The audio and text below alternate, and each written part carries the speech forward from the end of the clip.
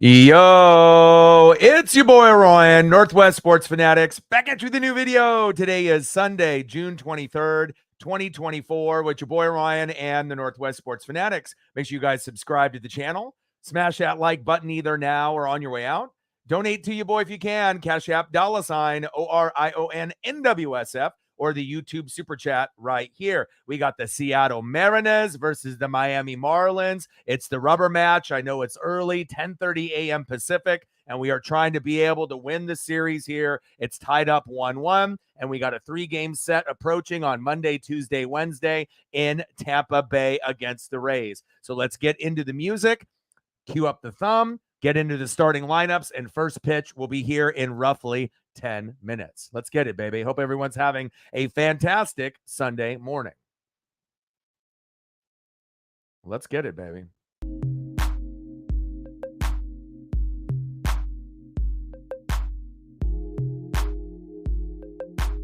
And on the thumb, on the left, we have Julio Rodriguez. Welcome back to the lineup.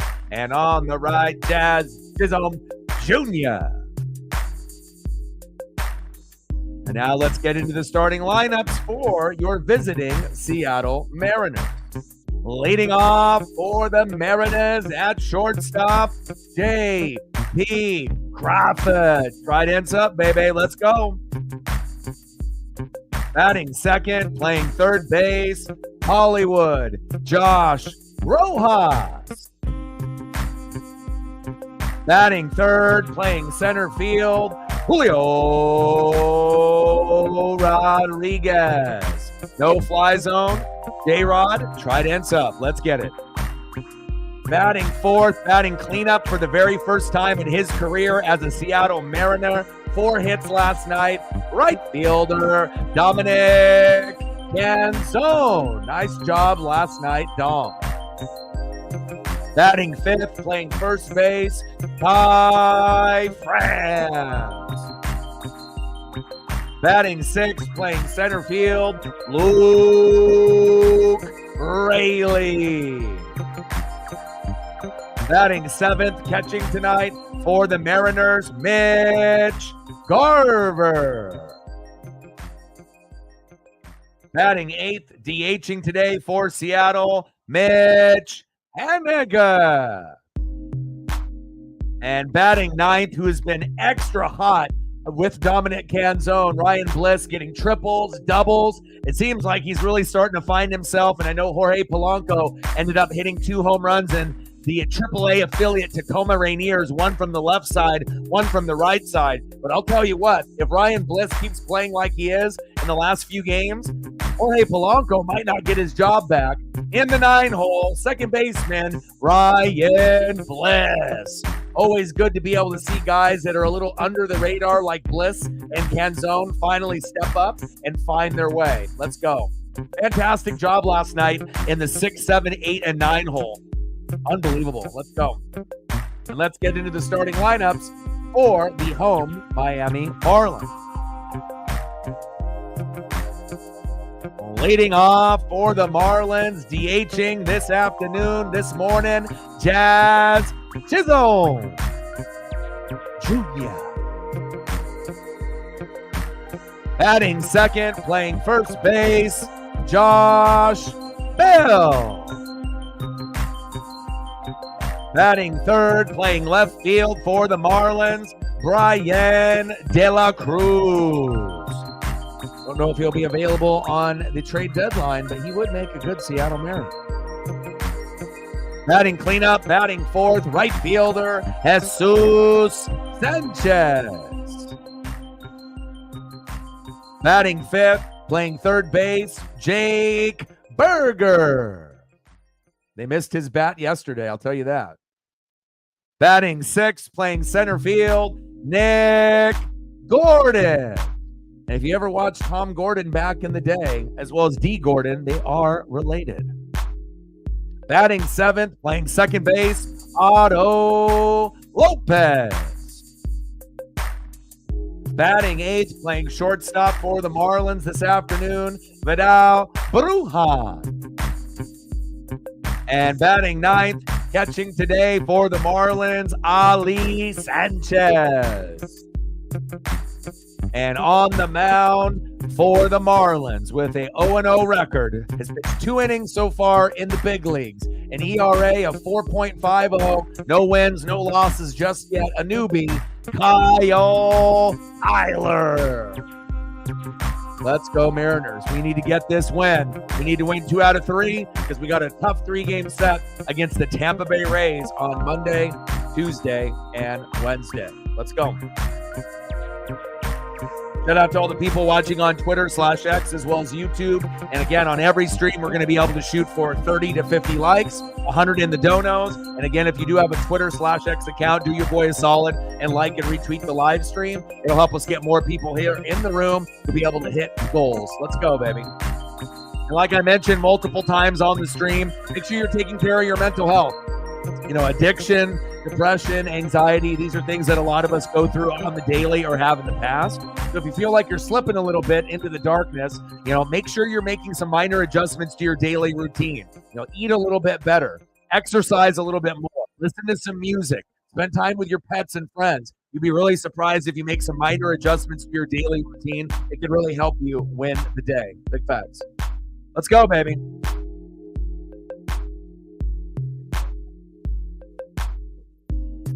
And on the mound for the Mariners with a 6-5 record, an ERA of 3.46. It's Miller time. Bryce Miller. Let's go, baby.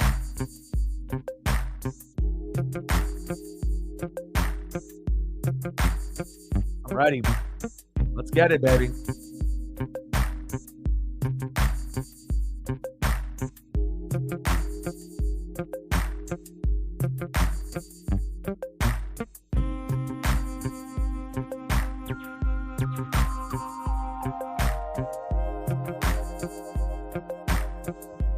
First pitch is going to be here in just about 2 minutes. Everyone get locked and loaded. And again, it's going to be a good day. Again, we got NASCAR Cup Series coming up in about an hour. So I got that recorded on the DVR, so I'll end up calling this game. Watch that NASCAR Cup Series race as well. We got Stanley Cup game number 7 in the final with the Edmonton Oilers going against the Florida Panthers. Florida was up 3-0 in the series. Edmonton has won the last 3.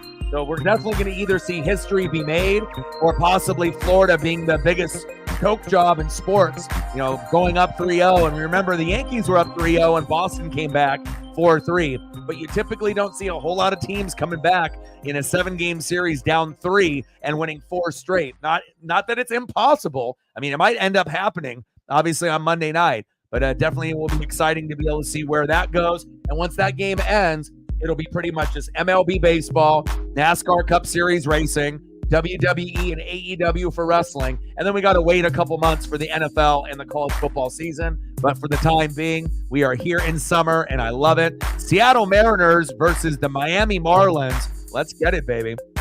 I'm ready. And with the Mariners, right? With our record, we're nowhere near being where, you know, we could be. It's still a little bit early, right? But 45 wins, 34 losses. We're first in the AL West, obviously over the Astros, Rangers, A's, as well as the Angels, so that feels good. Miami Marlins are 5th, last place, 26-50, and we'll see what happens here today. Obviously, game 1, we ended up losing at 10, 3-2. Yesterday, we put on a shellacking on the Marlins, winning 9-0. And this game might be somewhere in between. Maybe we'll end up getting like a 5-4 or 5-3 kind of game. But at the end of the day, I hope the Mariners can get the job done because we need to make sure we're taking advantage of every winnable game as much as possible. Let's go. Let's go, baby. Like, sub, donate, comment, share, help your boy out. If you haven't smashed the like button just yet, please do. And again, we'll try to go for 20 likes within the first hour, and then we'll try to end up shooting for, obviously, 30 total. So looks like we have 12 people in here early. And again, it'll go up as the day goes on, and then hopefully we can end up hitting that 10 likes, obviously, within the first 30 minutes. And then we'll be shooting for 20 to 30, then 30 to 50, and then obviously 100 in donos on every stream that we do. Let's get it, baby. I'm ready. And normally I'm not going to be doing too many of these games that start, you know, this early in the morning. But again, I want to make sure we're taking advantage of every matchup possible. And I know on Wednesday, they play the Tampa Bay Rays at like 9 in the morning, obviously being the East Coast. Normally over on the East Coast, it would be noon, but for us on the West Coast, it's 9 a.m. So that'll be the earliest start that we have all year. So, and I'll have to kind of see if I'm going to end up doing that particular stream at that day or not. But here we are. Let's go, baby. Let's get it.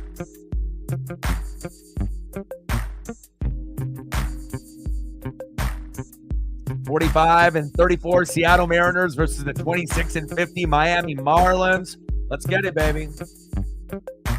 Leading off for the Mariners, shortstop J.P. Crawford. Let's go, J.P. First pitch to J.P. Crawford pops up. Could be a routine play to center field. One away. Next up for Seattle, batting in the 2-hole, third baseman Hollywood Josh Rojas. Go, baby. Go, Hollywood. Bring that electricity, baby.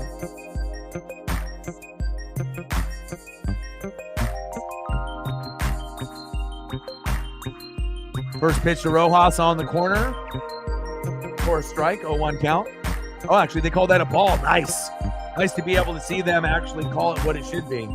There we go, 1-0 count. 1-0 pitch right down the middle from Tyler to Rojas, 1-1 count. And obviously, Tyler doesn't have a whole lot of experience. He's only pitched 2 innings in the big leagues, 0 wins, 0 losses, and a 4.50 ERA. Pitch is low and outside, 2-1 count. Let's go, baby. Come on, Hollywood.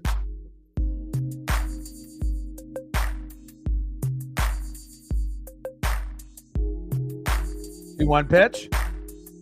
Pitch low in the zone, 3-1 count. This is his first start in the big leagues. Had a couple fill-ins, for an inning here, an inning there. We'll see how good he is here today. 3-1 count to Hollywood Rojas. 2 for 6 so far in the series. Big swing and a miss. 3-2 count. Count is full. Let's go, Hollywood. Let's get it started. Set the tone. Hopefully we can get at least a run or 2 within the first 3 innings. 3-2 pitch from Tyler. Rojas fouls it back behind home plate. Count remains 3-2. Let's go, baby. Like, sub, donate, comment, share. Help your boy out.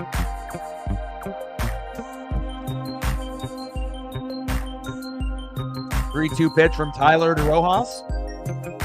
Check swing. Did he go? And there he goes. Out number 2. Nice punch out there by Tyler.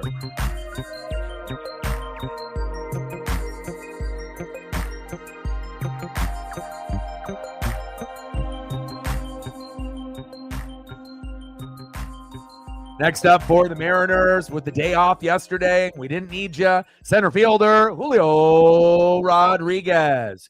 Trident's up, baby. Let's go. We need you, Julio. Pitches inside, 1-0 count. And maybe, if we're lucky, we'll end up getting a homer by Julio today. Trident's up, baby. Let's get it. Bring that electricity to the lineup. Let's go. Pitches inside, 2-0 count. Good eye, Julio. 264 average, 7 homers, and 29 ribbies in 2024. Reebok in the building. What's good?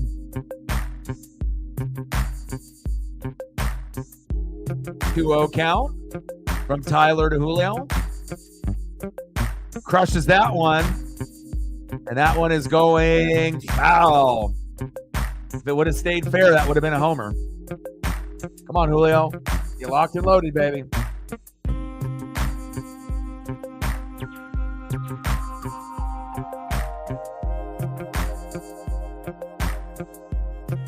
(2-1 pitch to Julio. Chopper towards third base. Run hard. Wow, good hustle, Julio. And sometimes Julio, it kind of feels like he takes, plays off running to first. You always want to run hard first. You never know if that third baseman, shortstop, or second baseman might bobble that ball or make a bad throw. And sometimes those effort plays to get to first base when you think you're out 95% of the time, but you still run hard every single time, sometimes that'll turn into an RBI, and sometimes it'll even turn into a game-winning hit or run. Big facts. 3 up and 3 down for the Marlins. Good start for Kyle Tyler. Let's see who's up next here for the Marlins.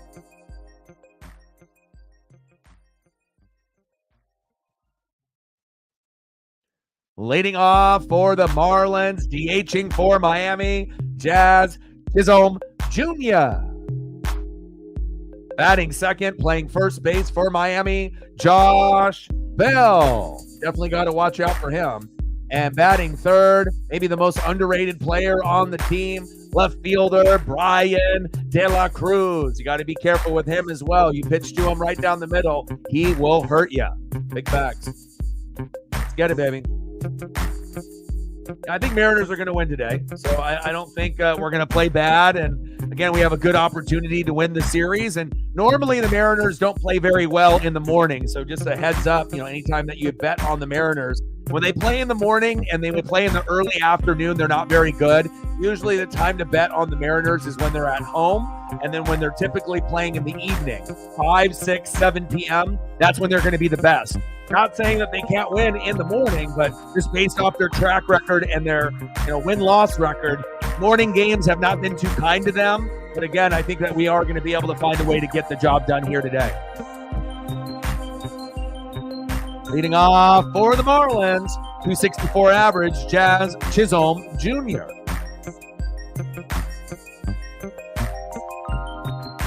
Yeah, but the game before that, we didn't play very good. And again, it's like we have to be able to get more than typically 3 runs to win a game. When we get like 2 runs or less, we have like 3 or 4 wins and like 30 to 40 losses. So again, the magic number will be 4 runs, 7 to 10 hits.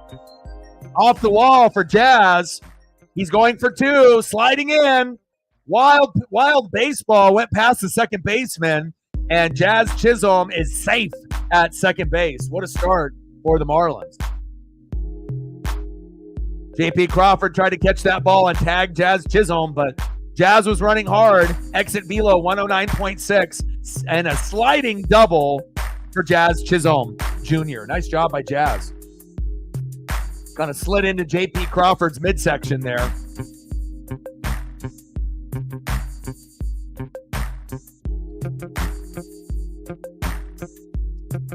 Yeah, I don't think we're going to win 9-0 today. I feel like, the score will be somewhere in between the first game and the last game. First game, we lost 3-2 and 10. Yesterday, we won 9-0 with no Julio, right? And we were amazing in the 6, 7, 8, and 9 hole. So today, it kind of gives me vibes of maybe like a 5-3 kind of game or a 5-4 kind of game. So we'll see if it's going to be somewhere in the middle today. But hopefully the Mariners get the dub. Bottom of the first, 0-0 Mariners and Marlins. Jazz Chisholm at second. And Bryce Miller is probably our worst pitcher on the staff right now, even though we have, 5 studs. Luis Castillo, George Kirby, right? Logan Gilbert, Bryce Miller, and Brian Wu. But if I would have to put them in the pecking order, even though they had Luis Castillo start the season as the 1 and started off 0-4, but he's been much better since, I probably would go at this point. 1-0 pitch to Bell. Chops that one foul. But at this point, I probably would be going Logan Gilbert 1, Brian Wu 2. Then I'd probably go George Kirby 3, Luis Castillo 4, and Bryce Miller 5. And all of them are capable of getting 7 to 10 Ks and getting big stats. But again, sometimes you have to get 4 to 7 Ks, and it's not as exciting. But you get a lot of pop-ups and ground outs, but you find a way to win. Popped up to left field. There's 2 away. Nice job by Lou. Oh, he's tagging up, going into third. Save. Oh, that was ballsy by Jazz. Wow. You don't usually see guys that are going to tag up from second to third. Even if it goes back to the warning track or a little bit before that, it's kind of ballsy.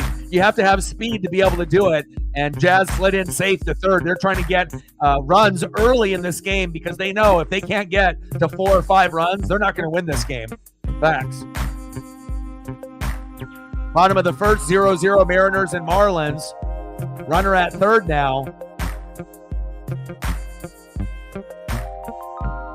Next up, left fielder Brian De La Cruz, 248 average, 14 homers, 35 ribbies. I think this would make a great Seattle Mariner player under the radar. Everyone's been talking about Pete Alonso from the Mets, Bo Bichette and Vlad Jr. from the Blue Jays, and some of the bigger names like Luis Robert Jr. from the White Sox. But sometimes if you go for a lower name guy that's got good stats that can improve our left field and right field position that needs to be upgraded, unless Luke Raley ends up being the everyday third left fielder, we'll see where it goes. But definitely Mitch Haniger could be upgraded in right field. 0-2 count to De La Cruz, but definitely a sleeper player that could help a team. Chopper foul. Count remains 0-2. Like, sub, donate, comment, share. We got 22 people watching. And again, a lot of the regular crowd, it's a little early for them, obviously being 10:30 in the morning, now 10:50 on the West Coast. But if you're in the Midwest, it's 12:50. If you're on the East Coast, it's 1:50. So it's not really that much of a big difference as far as afternoon games. 0-2 pitch. Big swing and a miss. Got him, baby. Nice job. Nice punch out by Bryce Miller. It's Miller time, baby. And hopefully we can get 6 more of those. I'm hoping somewhere between 7 and 10 Ks today. Normally we shoot, for about 10. But again, the Mariner pitchers as of late haven't been really getting close to that number. It's normally been around 4 to 7 Ks, but we end up getting the victories more times than not. But every once in a while, we'll have an 8, 9, 10K performance, and that always feels good. Bottom of the first, runner at third, Jazz Chisholm, 2 outs. Next up, Jesus Sanchez. 239 average, 6 homers, and 28 ribbies in 2024.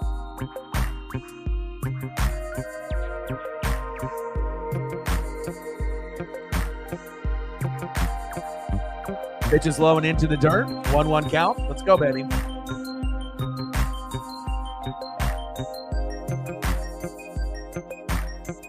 Shout out to Matt for liking and retweeting the stream on the Twitter/X. Appreciate you, my guy.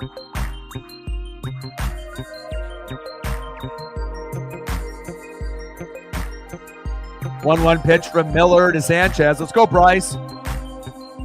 Pitch is low and outside. 2-1 count.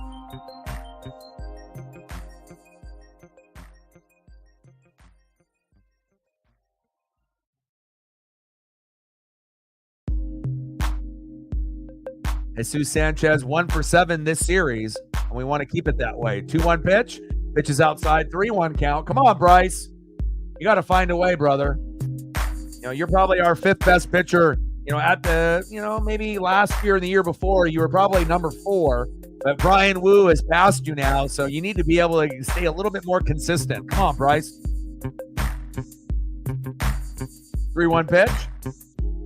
Chop foul. But with all that being said, we got a top 3 pitching staff overall. We're very, very good.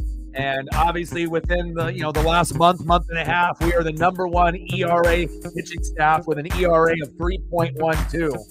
Phillies are number 2 with 3.33. So number 1 ERA pitching staff in Major League Baseball, Seattle Mariners. And you just walked Jesus Sanchez. Come on, Bryce. Get your shit together.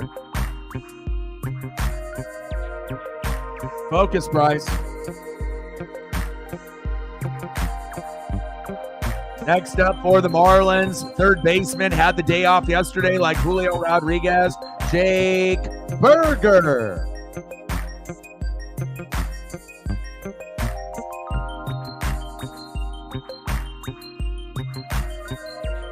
Bottom of the first, 0-0. Runners out in the corners at first and third. 2 away. Next up is Jake Burger, 216 average, 6 homers, and 24 ribbies in 2024. Burger did not play yesterday, had the day off, and they missed his bat. Again, 9-0 finish for the Mariners yesterday after a heart-wrenching, heartbreaking loss on Friday night, losing 3-2 in 10 innings. Darren in the building, what's good? Pitch right down the middle for a strike, 1-1 count. Man, I'm excited. NFL and college football are just right around the corner. We still got, a couple months to go, but it's getting exciting. And obviously, once we get into football season, that's when we get into the heart of playoff season in the Major League Baseball, time period as well. So definitely an exciting time of year as we're transitioning from, going into the playoff push in baseball. We got NASCAR Cup Series. WWE is fantastic right now. And then obviously we got NFL and college football approaching around the corner, which is going to be amazing. 2-1 pitch to Jake Burger, 0 for 4 this series. Let's make it 0 for 5. 2-1 pitch for Miller. Pitches outside, 3-1 count. He's really off the plate today. Come on, Bryce. You got to find your zone, brother.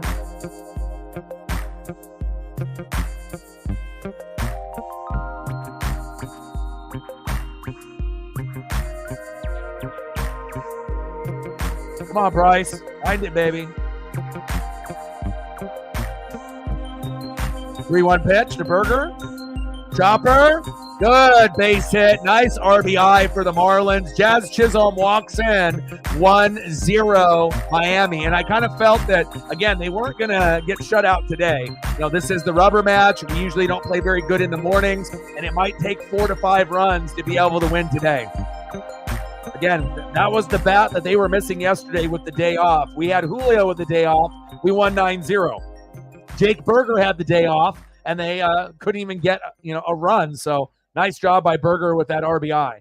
Next up, center fielder Nick Gordon. And if you remember Tom Gordon back in the 80s and 90s, Flash Gordon obviously played for the Royals. And then D. Gordon, they are all related in the Gordon family. We got the same kind of body shape and size as D. Gordon, if you actually are looking at Nick.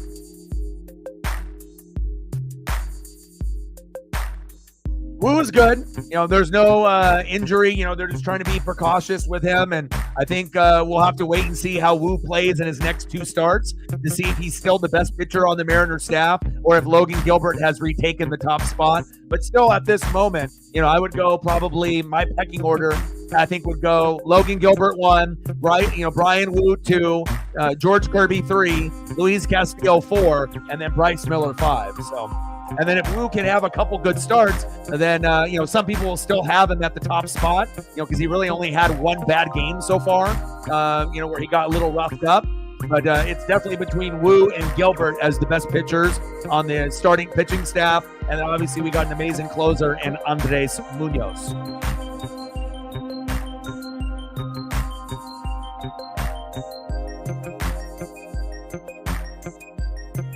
Gordon, back, gone!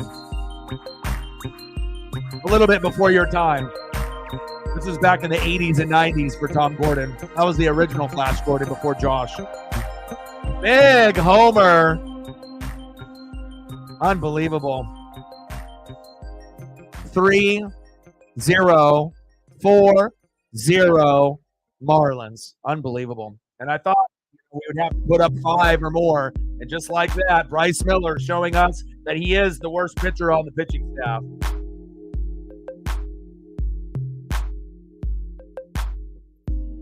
And again, we don't play very good in the mornings, and again, with our routine in the morning, again, just waking up, wiping the crust out of our eyes instead of having the meetings and batting practice and kind of getting settled in. I feel that, we're a very routine-oriented team, and we need to be able to get our routine down. And anytime we play early at like 9 a.m. or 10 a.m. and we're on the East Coast, it's really tough. We're down 4-0. The game's not over yet, but it's definitely not the start that you want if you're a Mariner fan, down 4 fucking runs in the bottom of the first inning. And obviously this is our worst pitcher, out of the 5. It's very clear, that Wu and Gilbert are playing on an all-star level. Kirby and Castillo are getting better than what they were at the beginning of the year. And Miller, he's floating around 500, but again, he's struggling. JP, throw to first. And there it is. We get out of the inning, but the damage is done. And again, we have a hard time getting hits and runs as it is. And Bryce giving up fucking 4 runs, right? An RBI for Burger to bring in Jazz Chisholm, and then a fucking 3-run blast, right, from Nick Gordon. Are you fucking kidding me? The guy's built like D. Gordon, like a leadoff hitter. Looks like he weighs like 165 pounds. Unexcusable. God damn it. But that's how it goes in baseball. It's a very long game. Hopefully we'll find a way to come back. I agree. Again, but sometimes when you have a guy that's pitching in the 4 or the 5 hole, usually that would be a Miller or a Wu. Sometimes it's going to be really, really good, maybe 8, 9, 10 Ks, and other games it's going to be really, really bad. And I think Miller was kind of the 4th best pitcher, Wu at 5th. But as we've seen kind of the season go along, Bryce can still have a game where he gets 8, 9, 10 Ks here and there. He can still have a record, of floating around 500 or a game above or below 500. And he can have an ERA around 3 or 4. But as far as confidence, on the mound, I feel that most Mariner fans, and maybe even Bryce himself, we know at times he can be very shaky. And again, usually when he has one bad thing happen to him, another bad thing happens, right afterwards. It's not just like, oh, we gave up an RBI 1-0 and we go to the second inning. He ended up giving up 2 bad pitches. And then just like that, when the game should be probably 1-0 Miami, now it's 4-0, and you're really digging us into a fucking hole right now. But I still think we can come back. But again, it shows you 5 runs, 7 to 10 hits. And I thought that, the matchup 3-2 game 1, we lost in 10 after being up 2-0. Yesterday, we won 9-0. I didn't think we were going to have a similar type of outcome. But again, I don't think anyone anticipated Bryce giving up fucking 4 in the first. Terrible start. Exactly. 100%, Kevin. You're on it. Can't give up a 3-run homer to a guy that looks like he weighs 165 pounds. And obviously we can tell with Tom Gordon and D. Gordon, the Gordon family, they all look alike. And they're very, very skinny. And obviously Tom was a pitcher in the late 80s, early 90s for the Royals. But D. Gordon is a name that a lot of people remember. And Nick, it looks like like a leadoff hitter. Guy looks like he weighs 160 pounds. A guy like that shouldn't be hitting a 3-run blast in the first inning. Canzone, swinging bunt, run to first. Safe. There we go. Nice job, Dom. And Dom had 4 hits last night. And obviously him and Ryan Bliss have been a nice little spark for us in the lineup. Here we go. Nice job, Dom. Great effort running to first there on that kind of half swing bunt attempt. There we go.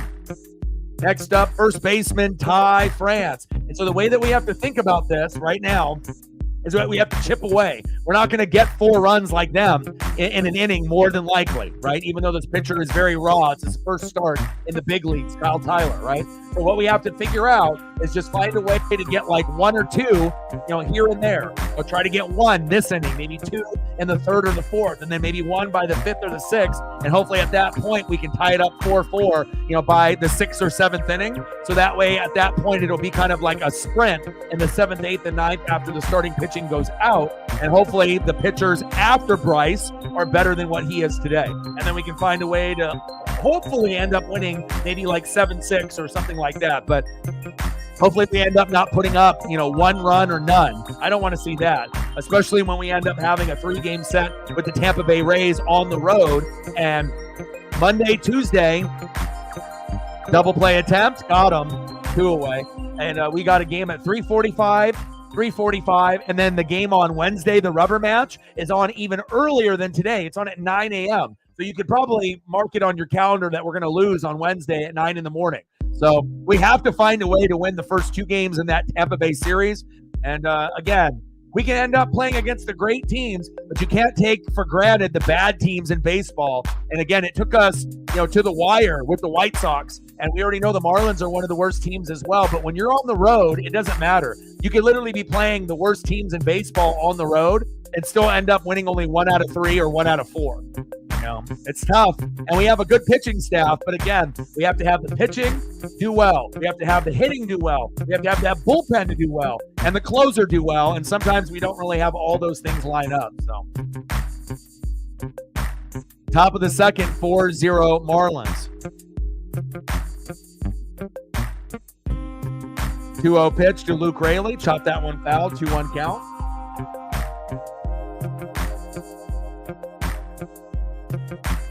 Like, sub, donate, comment, share. Help your boy out. Let's see where we're at on the likes right now. If you haven't smashed the like button just yet, please do. Let's try to get to 10. We're at 11.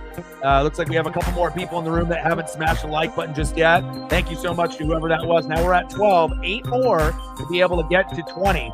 And we want to try to be able to hit 30 to 50 by the time the game is over. Let's go. Just got to stay positive, man. You know, I've been watching the Mariners since 1985. So I've watched a lot of bad losses. And again, you know, sometimes you just got to be able to wait for things to kind of play themselves out and see where the game goes and just chip away. You know, maybe try to get, you know, a run between now and the 4th, and then another one between the 4th and the 5th, maybe 2 and the 6th, and then see where we're at. There we go. There we go. Luke Raley with a hit. And even if we don't get anybody knocked in, you want to have guys get base knocks early to gain confidence at their next at-bat. So if Luke Raley ends up getting stranded, maybe at the next at-bat, he can hit a homer or an RBI. Someone can knock him in or he can knock someone in. Nice job, Luke. Next up, catching today for Seattle, Mitch Garver. And if there was a time for him to go yard, it would be right now to give us a little bit of an advantage, obviously being down 4-0 and, you know, cutting that lead down to 4-2. And obviously Mitch has been on a slump like Raley, you know, obviously from the catcher position. But at some point, you would think Garver and Cal are due. Cal's got the day off today, and hopefully Garv can come up big with an RBI or a homer today. Let's go.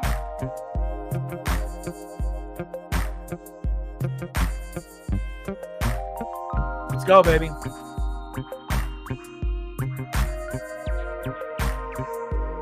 1-0 pitch to Mitch Garver. And he's 0 for 7 this series, so something's got to give. But he has been getting a little bit better since April and May when he was just the DH, and then he ended up being the backup catcher, and they sent Sebi Zavala, you know, to the minors. So, you know, right for now, he'll be the backup catcher. Obviously, we have to wait for Harry Ford in the minors to get called up, and eventually he'll end up being, you know, either a catcher or an infielder, whatever position they feel that Harry can play, unless we trade him during the trade deadline, which is possible, you know, to try to get a hitter. So we'll find out. Top of the second, 4-0 Marlins, runner at first, 2 away. 2-1 pitch from Tyler to Garver. Chop towards third base. Throw to second for the force out, and he got him. Leave Luke Raley stranded, and we're going to the bottom of the second inning, 4-0 Miami. Not the start that you want for a Mariner fan. But nice job for the Marlins. Their fan base is excited.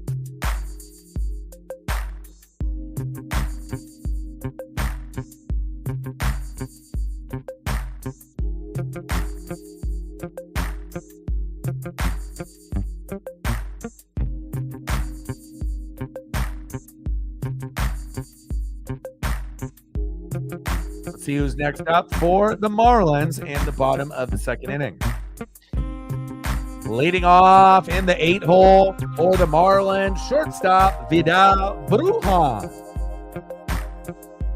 Batting second, catching today for Miami, Ali Sanchez. And then back at the top of the order in the leadoff spot, DHing for Miami, Jazz Chisholm Jr. Go Mariners, come on, baby.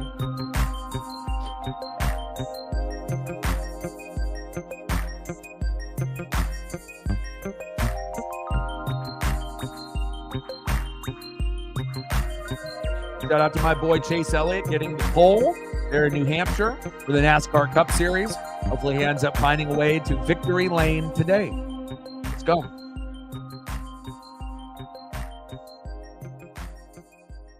Fucking Bryce, man. 4-0 right out of the gates. Very tough to come back from. Still think we will be able to chip away, though. As long as they don't get that much more than 4. Like, that has to be it. You know, keep it at 4 until later on in the game. And if we can do that and only give up maybe 1 or 2 more runs total, we'll have a chance. But if this is just the beginning, then we're screwed.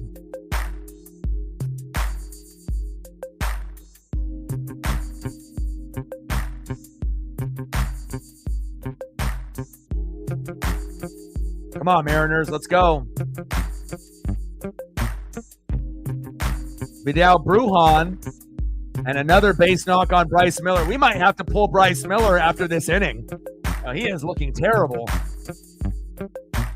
And a lot of these hitters are not very good. A lot of them, they have no 300 hitters on the roster on Miami, just like Seattle.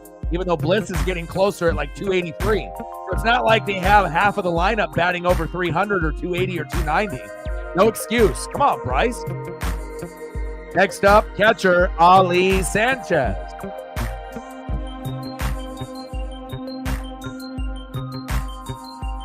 Right down the middle for a strike. 0-1 count. Come on, Bryce.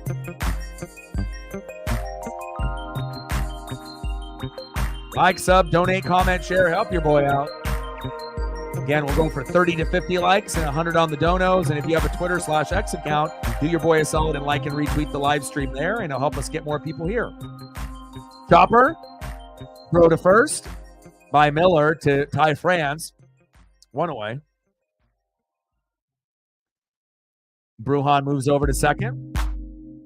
Next up for the Marlins, DHing for Miami, Jazz Chisholm Jr. 1 for 1 with a run. Jake Berger with that RBI to knock in Jazz to make it 1-0. And then to have Gordon hit a 3-run blast. And that's where we're at right now, 4-0 in the second inning.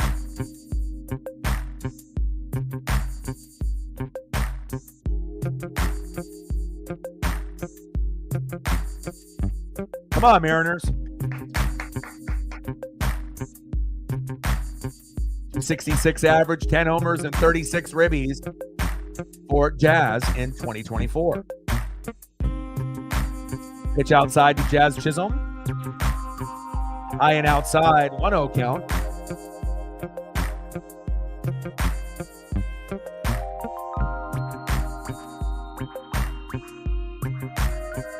Jazz had a double in the first inning. 362 average, 3 homers, and 27 ribbies with runners in scoring position this year. Chops that one foul, 1-1 count.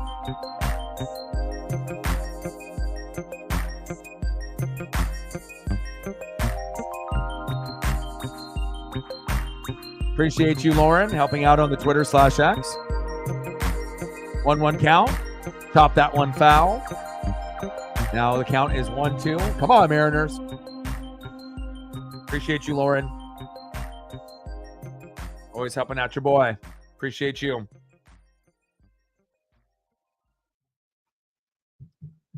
One-two count to Chisholm. 2 for 7 this series. Pitches outside. 2-2 count. Bryce is all over the place. You know, wide right, wide left. He's not really finding the strike zone. And then anytime that he is finding the strike zone, the Marlins hitters are making him fucking pay. Obviously now with this 4-0 lead, not ideal. And I hope one day the Mariners can be a good morning team or early afternoon team. But, you know, and especially if we're playing at 9 a.m. or 10 a.m. and we're on the road, because that's really the only time that we would be playing that early. Normally we'd be playing at noon or 1 if we were in Seattle at the very earliest. And it's just not good for us. It's almost like jet lag, where it's just too early for us.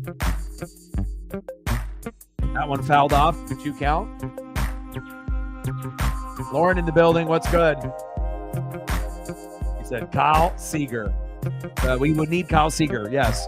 And maybe some Felix Hernandez from back in the day. 2-2 pitch. Pitch is low and inside at the knees. 3-2 count. Count is full. How you doing, Lauren? Appreciate the like and the share. Not ideal to be down fucking 4-0. You know, Jake Berger didn't play yesterday, got an RBI, Jazz scored 1-0, and then you had Flash Gordon, and obviously we know with Tom Gordon, you know, pitcher on the Royals in the 80s and 90s, and then obviously D. Gordon, we're familiar with him there, and a little blooper, unbelievable, and Brujan scoring 5-0 Marlins, unfucking believable. Get Bryce out of the fucking game. Get his ass out. I don't care if it's the fucking second inning, get him out. But again, we only have so many pitchers that we have to be able to go. But terrible, terrible, terrible by Bryce Miller. Come on, Bryce. You used to be the 4th best pitcher on the roster, and you're going backwards. Now you're 5th. Jesus. Like, we might as well have Emerson Hancock pitch over you if you're going to pitch like this. Christ almighty. Terrible. Josh Bell. Popped up. Julio is there, 2 away. Next up, left fielder Brian De La Cruz, who would make a good Seattle Mariner if he's on the trade block. Yeah, get Bryce now. Get him out of the game. I mean, we're already down 5, and we're going to have a miracle. And we can always have a good inning or two, where we can end up getting 2 runs, or 3 runs or 4, But again, we already know the Mariner hitting is very streaky. And again, at this point, if we keep Bryce in for 6 innings, we're going to be down 12-0. We're not coming back then. At that point, we might be able to put up at maximum 5. Depending if their pitchers are worse than Bryce later in the game. But this is terrible, man. Fuck.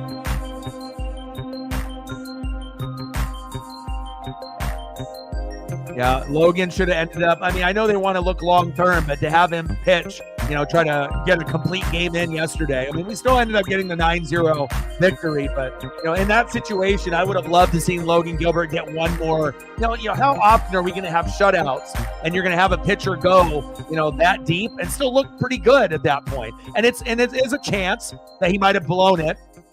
Go to second. Got him. There we go. Good throw by Mitch Garver for the out. And we could have, given up 1 or 2 runs with Logan Gilbert pitching in the 9th, but that would have been a risk that I would have been willing to take. It's not like his arm was going to fall off if he would have pitched another 15 pitches in the 9th inning, but at least we ended up winning. But I agree with you, Kevin. I would have loved to have had Service just given the nod, because we're not going to be in that situation that often. Like, let's be honest. How often are we going to be up 9-0 and have the same starting pitcher go from inning 1 to inning 9? Or at least have an opportunity to do so.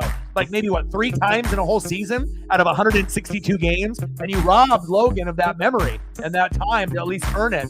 And he might have fucked it up, but I think he earned the right to go out there. But again, sometimes Scott makes brilliant moves, but most of the time he makes head-scratching moves that make you want to pull your fucking hair out. And I can name at least 5 different situations where he's pulled a pitcher too soon, right? He's put the wrong pinch hitter in or pinch runner, and it's cost us a game. And we've done that probably 5 times. Now, he's won us, probably 4 or 5 games with the right decision at the right time. But there's been at least 4 or 5 equally that he's blown the game for us by, keeping a pitcher in too long or taking him out too early or having the wrong pinch hitter come in, and then the game ends. So it is what it is. Fucking A. Blue Jays had 70 pitches in the 2nd inning. Christ, that's not good. End of the 2nd inning, 5-0 Marlins. So that's why stats and analytics are so important, because again, you have to look at the matchups and you have to be able to look at morning and afternoon record compared to evening record. And also you have to look at if it's in the morning at 9 or 10 a.m., right? And we're on the road, that's an extra double, like you're fucked, because it's like we're not good in the morning. And then on top of that, we're not good in the morning and on the road. Those are 2 negatives that we have to get past. Now, if we play, obviously, at noon in Seattle, that's still not going to be good either, or 11 a.m., but it's better to play at home than, obviously, on the road. At least we have the fans cheering for us there, so. All right, next up for the Mariners, Mitch Haniga. DHing in the 8-hole. Come on, Mitch. Takes a strike looking. 0-1 count. Don't think anyone anticipated a fucking 5-0. True North Trident with the like and the share on the Twitter/X. Appreciate you.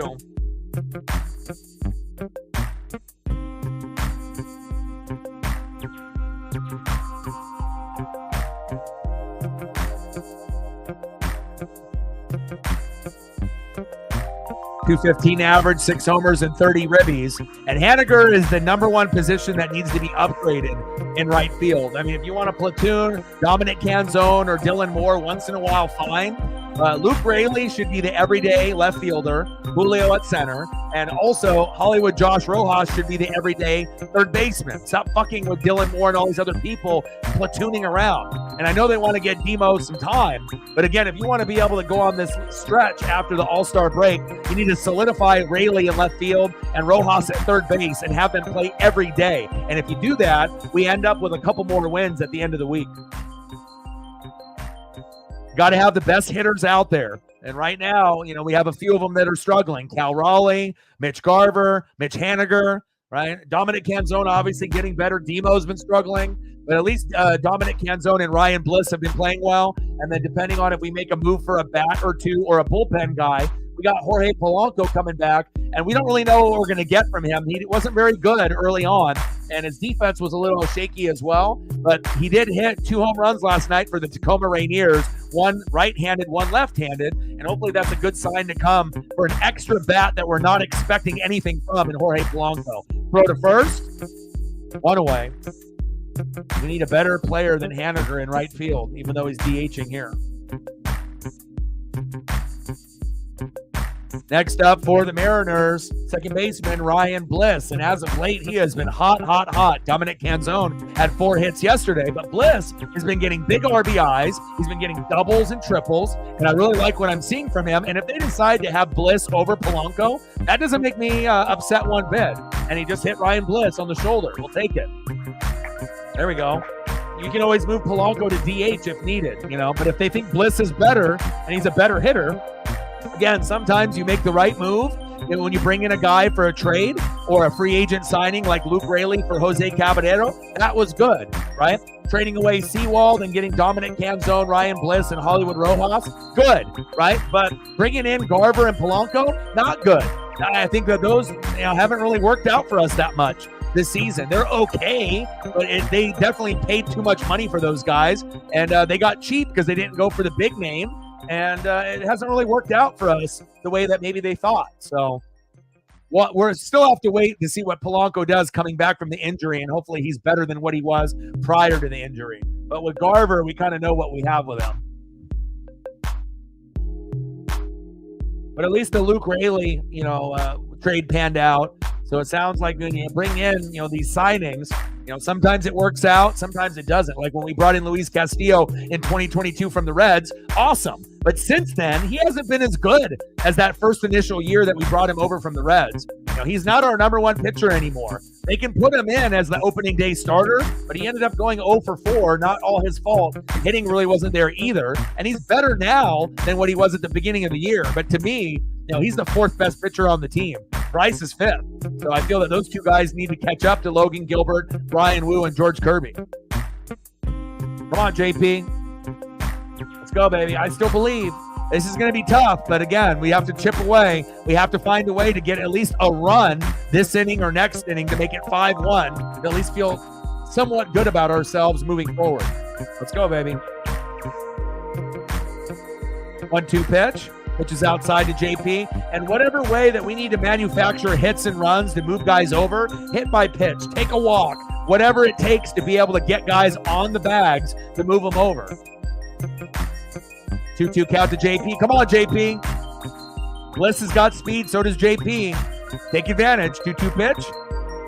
Bliss.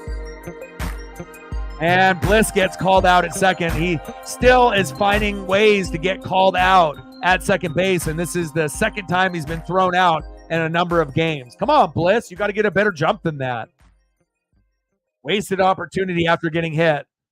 You got to be faster, Bliss. I mean, you need to be going fucking head first, not feet first, Ryan. Come on. JP Crawford with a walk, so at least that makes up for Bliss getting thrown out. Next up, third baseman, Hollywood Josh Rojas. Top of the third, 5-0 Marlins. Like, sub, donate, comment, share. Help your boy out. Try to get to 20 likes here within the first hour. Let's see where we're at. We got 22 people watching on YouTube, 16 on Twitter/X.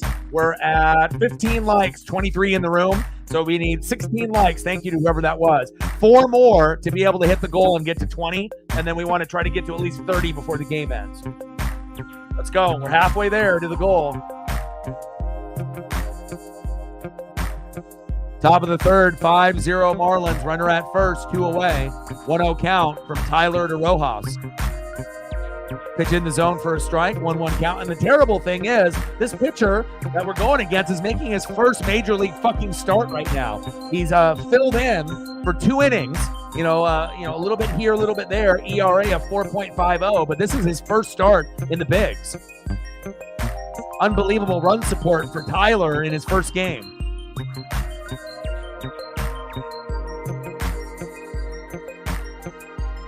Come on, Mariners. Come on, Hollywood.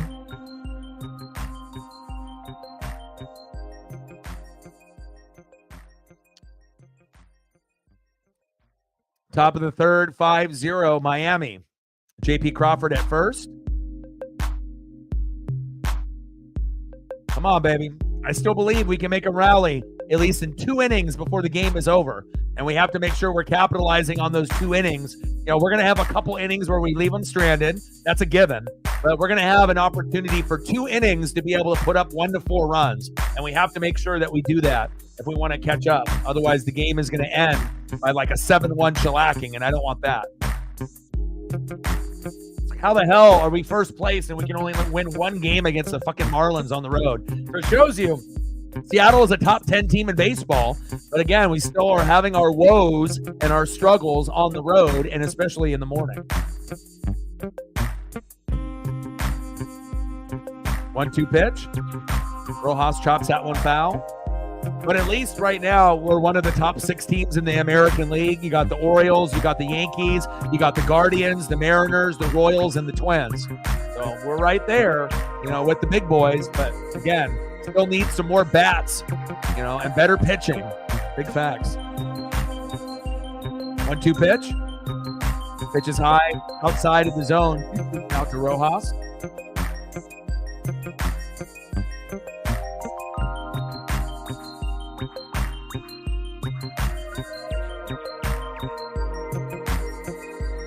Two pitch, and there it is. Struck Rojas out looking. We're going to the bottom of the third, 5-0 Miami. Fuck. Nice job by the Marlins so far this morning.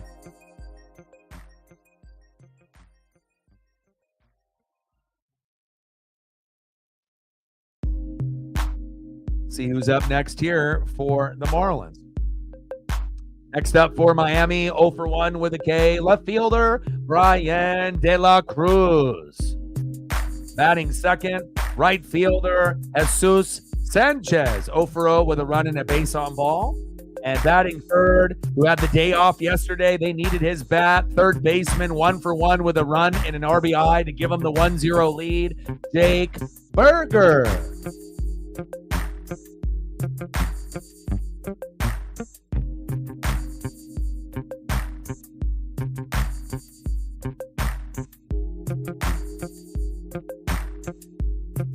I totally agree. You know, he's got called out twice in the last 3 games, you know, trying to go from first to second. And I know he's got speed, but I totally agree.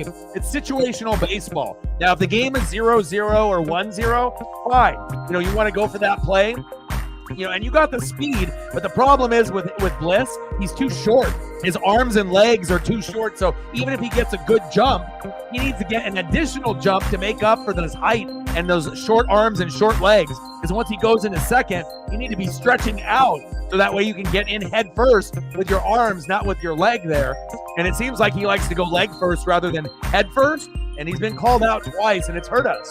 So, you know, again, it's nice for him to be able to get these singles and doubles and triples, but just as important, you know, as getting those big hits and RBIs is once you get on base, you can't get fucking thrown out. You know, that could have ended up maybe leading to a run where we could be down 5-1 rather than 5-0. So I totally agree with you there, man. Like, he's got to understand situational baseball, and he's brand new. He just got called up. He's only been on the team for like a month, you know, for Jorge Polanco. So he'll learn. And he's been very hot, though. You got to think, you know, at one point he was 5 for 5, you know, against this team. And then I think at this point he's like, 7 for 9 or something of that nature, you know, so far in the series. So, you know, something very, very good, you know, where he's had a couple fuck ups. He got hit by a pitch on that last at bat and got thrown out at that second with that attempt. But overall, he's having a good series. You know, he just needs to be able to clean up a few things. De La Cruz, chopper, JP to France, 1 away.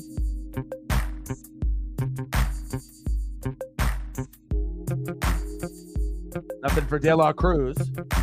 Next up, right fielder, Jesus Sanchez.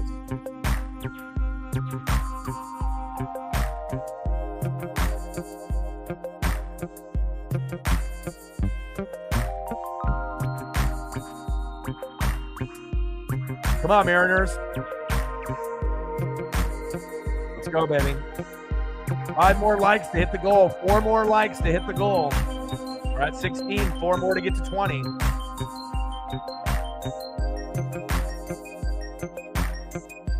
Come on, Mariners. Come on, Bryce. No 1 pitch. Sanchez. Fucking A. Pull him. Back. Gone. 6-0.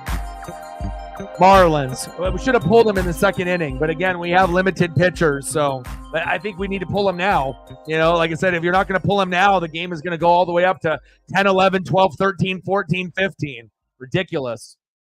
Sorry, Bryce. You know, you're the 5th best pitcher on the team, and, you know, at this point, maybe Emerson Hancock would be better than you. Christ. Terrible. Bryce's record going into the game, 6-5 record, ERA of 3.46. But that ERA just fucking went up a lot. Jesus Christ. 6-0 to the Marlins? One of the bottom 5 teams in baseball, but we are on the road. But this is embarrassing. Jesus. Next up, third baseman Jake Berger.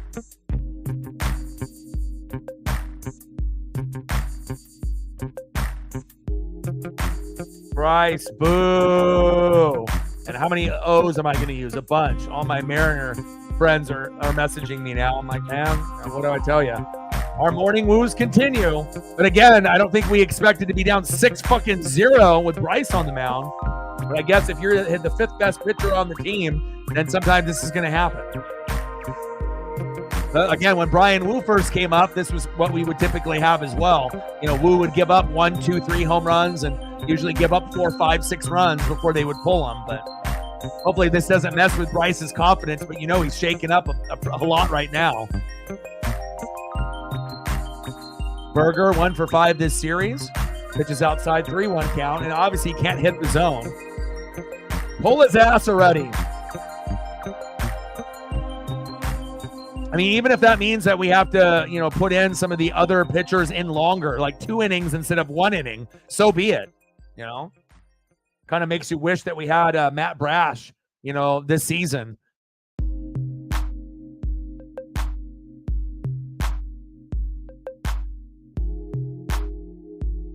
Doesn't have the control, doesn't have the location, and then when he does pitch right down the middle to try to get ahead of the count and get a strike, he gets fucking taken advantage of.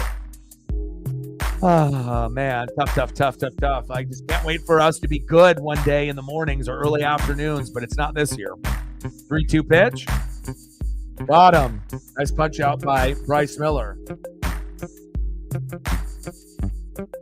Mariner Moose is only going to come out, it feels like, a couple times today. Not a whole lot of punch outs you're going to get out of Bryce Miller.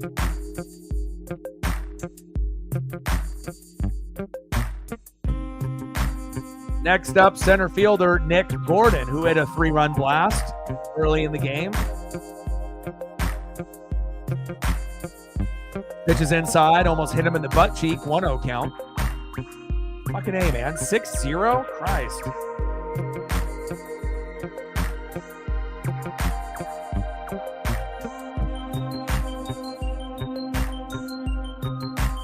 Pitches inside, and I'm telling you, it's all about routine. You know, that's why we're a bad morning team. Because usually you have BP, batting practice, you have a meeting, you eat breakfast, you eat lunch. You know, you're having some more meetings, looking at film, you know, hanging out with the fellas in the dugout. When you have to play in the morning, you're wiping the crust out of your eyes, and sometimes you're not into the game yet. Throw to first, good defensive play there by the Mariners and Ryan Bliss. End of the third inning, 6-0 Marlins. But again, when we play early like this, it's like we're not awake yet, you know. Have they had their coffee or their energy drink or whatever it is they need to get up? Have they had a breakfast? Probably not, you know. And again, it just seems like anytime that we play, we're just, you know, it seems like we're hungover. You know, everyone's tired and, you know, they're not into the game. And then again, if the pitching stinks and you look up at the scoreboard and we're in the 4th inning and we're down 6. Tough, man. I mean, some wins are amazing, right? You know, like yesterday. And then you have a heartbreaking loss in game number 1, losing 3-2 after having a 2-0 lead up to the 6th inning, and then giving up back-to-back homers, De La Cruz, right? And Josh Bell or Sanchez. And then you have this matchup.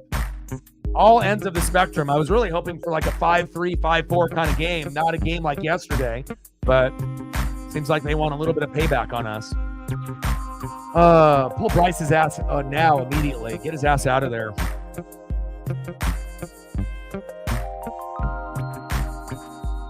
Next up for the Mariners, 0 for 1, center fielder, Julio Rodriguez. Let's go, J-Rod. Trident's up. We need it. Let's go. Batting second, right fielder, playing cleanup for the first time and as a Seattle Mariner, Dominic Canzone. 4 hits yesterday. We're going to need a good performance out of you today. Another 4-hit game. And batting third, first baseman, Ty France. Come on, Mariners, wake up.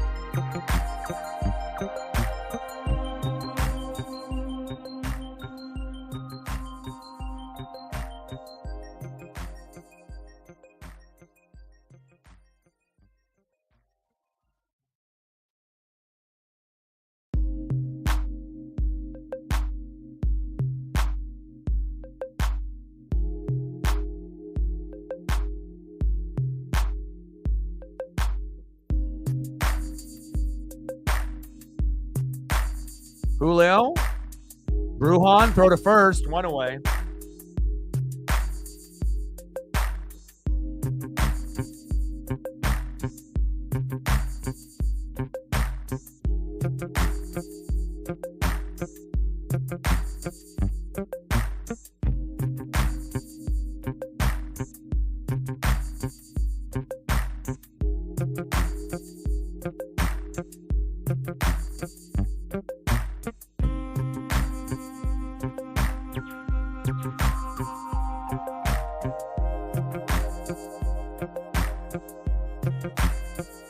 Turn on the NASCAR Cup Series race here as well.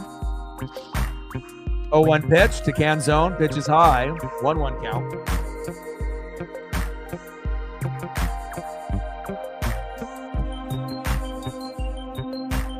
Top of the fourth, 6-0 Miami.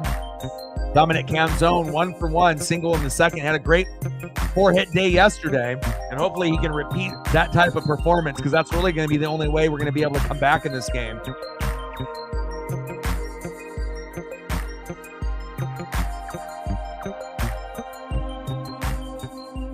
5 for 7 this series for Dom. Canzone chops that one foul, 2-2 count. Come on, Dom. We got to stay positive. Let's go, baby.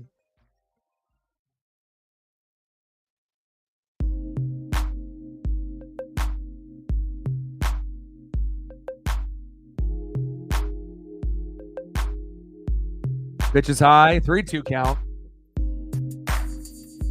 Let's go, Dom.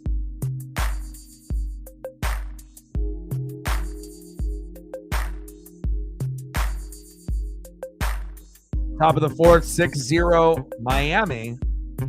3-2 pitch. Good eye by Dom and a walk. Nice way to be productive there. Good job, Dom.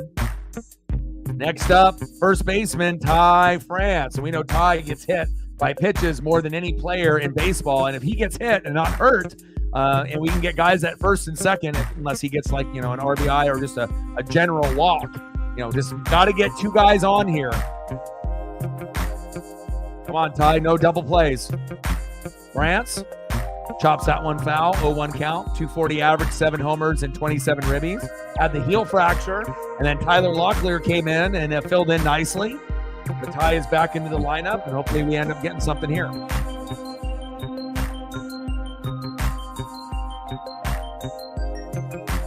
France popped up to right field. 2 away.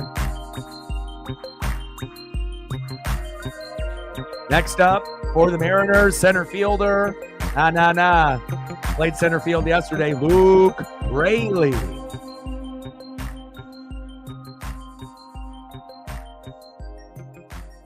Luke Raley playing left field, played center field yesterday for Julio. Should be our everyday left fielder, in my opinion. I really like Luke Raley's work ethic. Best work ethic on the team. Always plays hard no matter what. One of the best trades that we've made in a long time for a player. Let's go, Luke.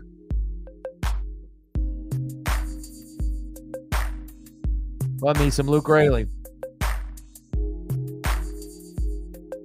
And he'll be going against his former team starting tomorrow. So definitely excited about his production to go up to get a little revenge on the Tampa Bay Rays.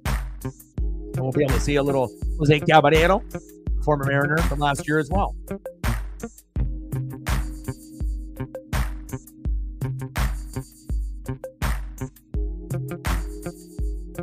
Top of the fourth, 6-0 Miami. Runner at first, 2 outs. Raley, back on!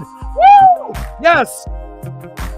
That's my boy, and that's why I like him. There, my boy. He shows up. Luke Raley.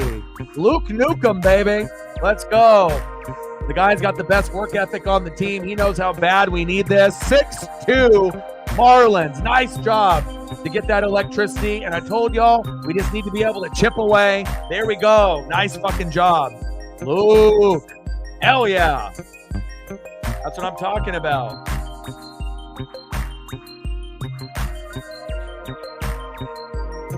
Yes. Nice job. And that's exactly what we needed, just to chip away a little bit here. And then hopefully we can get it to 6-4 by the 7th inning. And if we can get it to that score, we can come back. You know, we just got to chip away a little bit. Nice job, Raley, my boy. Next up, catcher Mitch Garver. Fuck yes. We needed that, man. Fucking A. How long are you going to go in a matchup when you're down 6-0 before you actually get something productive? There we go.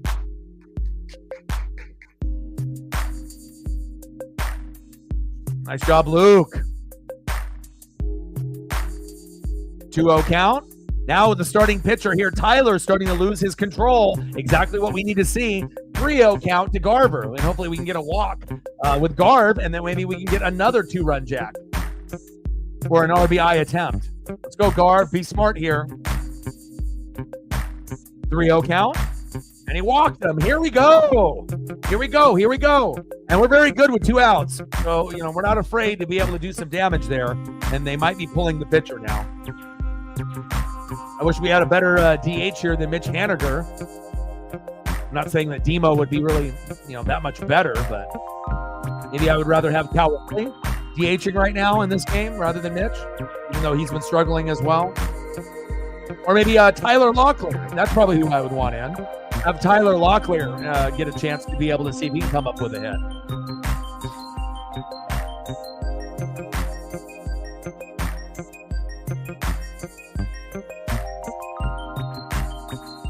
Nice 2-run blast by Raley, baby.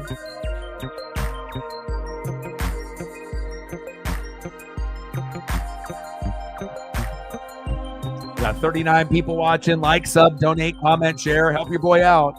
We got a Twitter/X account. Make sure you like and retweet the stream. And if you haven't smashed the like button just yet, please do. We're going to try to shoot for 30 to 50 likes, but we have to first hit 20 before we hit that next number.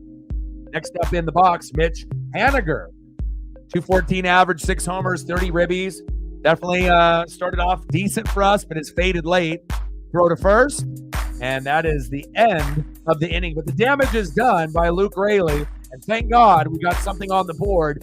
6-2 Miami. Nice job, Luke. Attaboy, Luke. And like I mentioned multiple times on the stream, make sure you're taking care of your mental health, addiction, depression, anxiety. You know, these are things that a lot of us go through on the daily or have in the past, including myself. So if you feel like you're slipping into the darkness a little bit, make some minor adjustments to your daily routine. Exercise a little bit more, eat a little bit better, spend time with your pets, listen to music. You'd be really surprised if you make some minor adjustments to your daily routine. It can help you win the day. Effects. Let's go, baby. Let's go to the bottom of the fourth. 6-2 Marlins.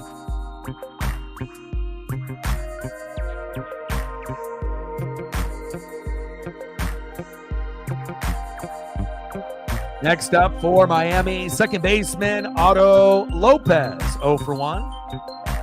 Batting in the 8 hole. Batting second this inning, shortstop Vidal Brujan. Brujan is 1 for 1. And batting third, catcher 0 for 1, Ali Sanchez. Let's go, Mariners.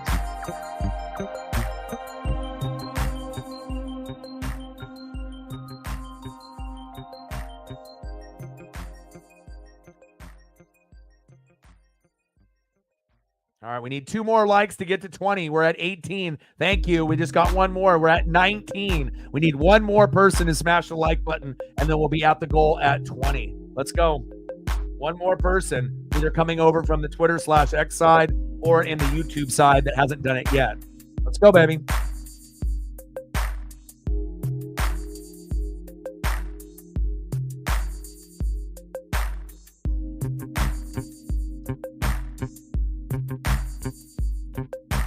Let's go. It's not over yet. And once the starting pitcher goes out, maybe we can, start to rake. And usually that's the case for the Mariners. But we're not doing them any favors by, Bryce Miller just, giving up fucking 6 runs within the first couple innings and 4 in the first. This is one of the worst starts that Bryce has had all year.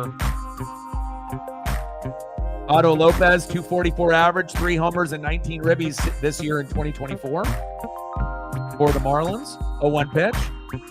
Chop behind the plate, foul. Behind in the count, 0-2.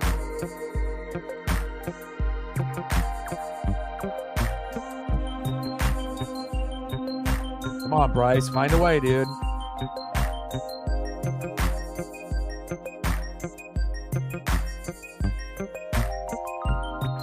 Low and outside. 1-2 count.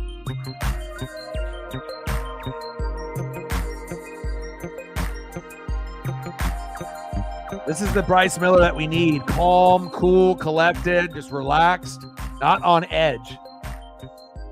1-2 pitch. Lopez. Julio. Back to the warning track.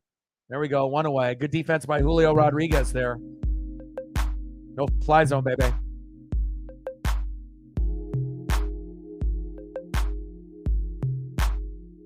Next up is Vidal Brujan.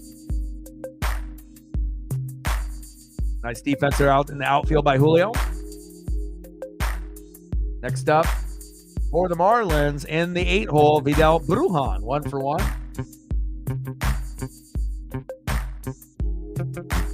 Jacob in the building. What's good, brother? Bunt attempt by Brujan for a strike. 0-1 count.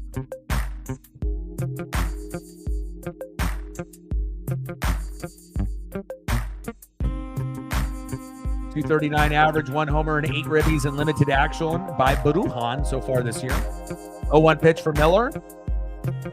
Right to Rojas on a line drive. 2 away. Nice job by Hollywood. Good defense. Here we go. In a little bit of momentum, here and there, as little as it is.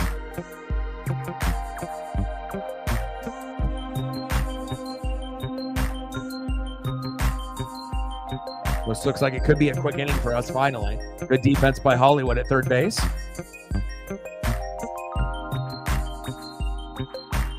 And next up for the Marlins, Ali Sanchez, their new catcher. Big swing and a miss. 0-1 count. He's 0 for 1 with a ground in the stomach.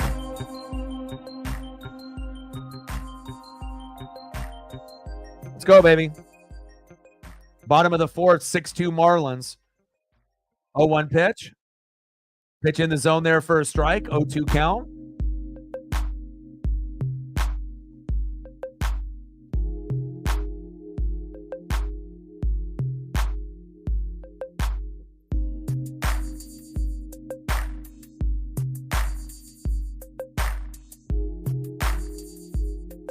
Come on, Bryce. You played so shitty. Punch him out. That's the least you can do for us Mariner fans. Punch him out. 0-2 pitch.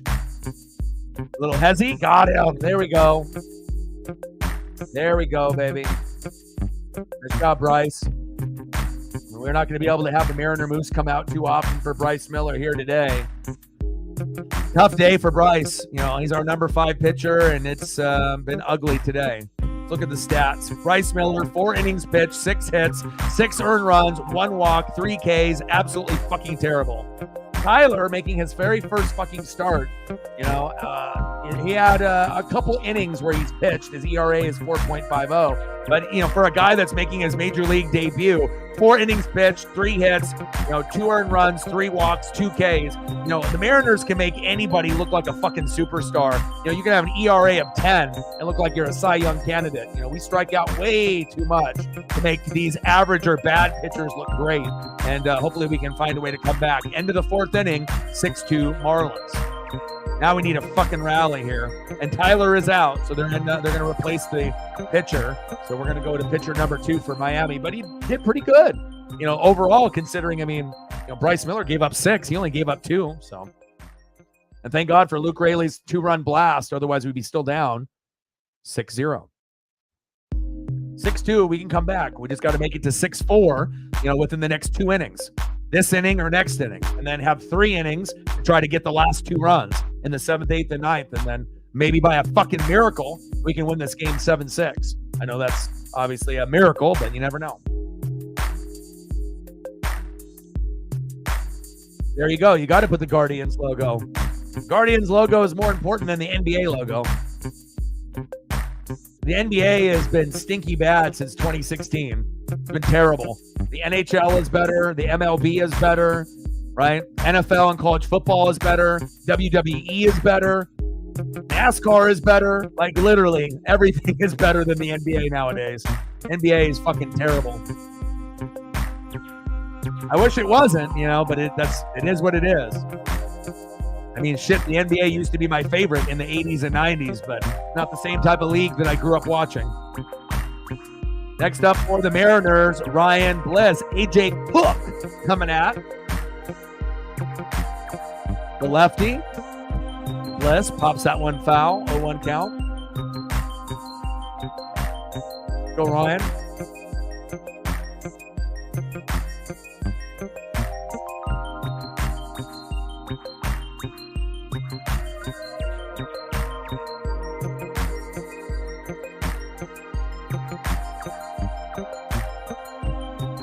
.283 average, 1 homer and 6 ribbies, and I believe Ryan Bliss has got the highest batting average on the team.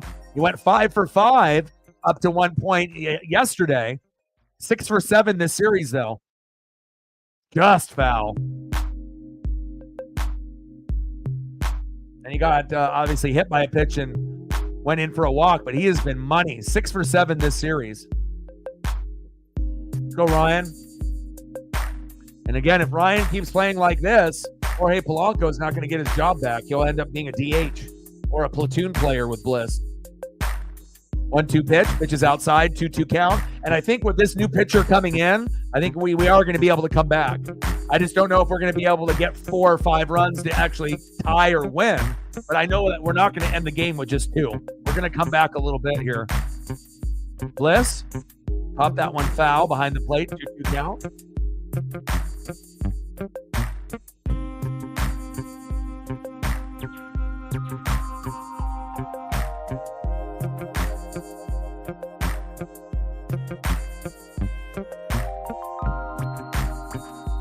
One more like to hit the goal, to hit 20. That one pop foul. Count remains 2-2.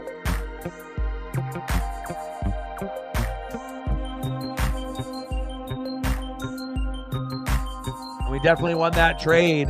Dominic Canzone, Ryan Bliss, and Hollywood Josh Rojas for Paul Sewald. Unbelievable. And takes a strikeout looking, even though it was inside. There goes Ryan Bliss. 1 away. Next up for the Mariners, shortstop, J.P. Crawford. Let's go, J.P.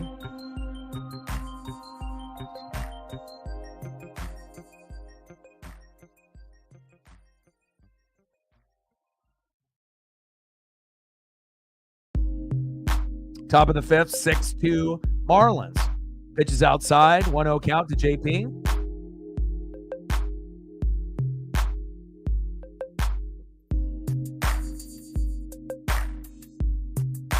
Shout out to all the people watching on Twitter/X as well as YouTube. Got about 40 people watching. Pitch in the zone for a strike. 1-1 count to JP. Come on, baby. Come on, JP. 1-1 pitch from Puck to Crawford. Pitch is outside, 2-1 count, 206 average, 7 homers and 22 ribbies for J.P. Crawford here in 2024. 2-1 pitch. Little dribbler, throw to first, 2 away. Next up for Seattle, Hollywood, Josh Rojas.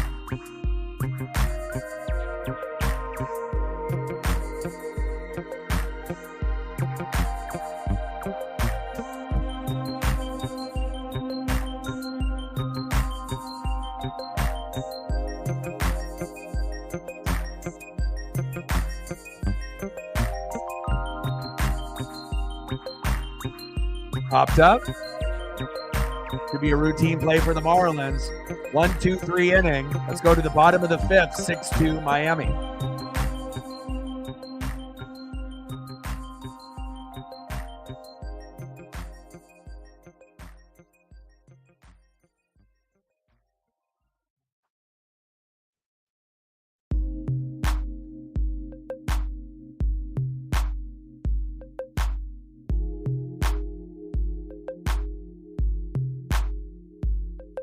Next up for the Marlins, DHing today for Miami, 2 for 2 with a run and an RBI, Jazz Chisholm Jr. Batting second, 0 for 2, first baseman Josh Bell. And batting third, 0 for 2 with a K, left fielder Brian De La Cruz.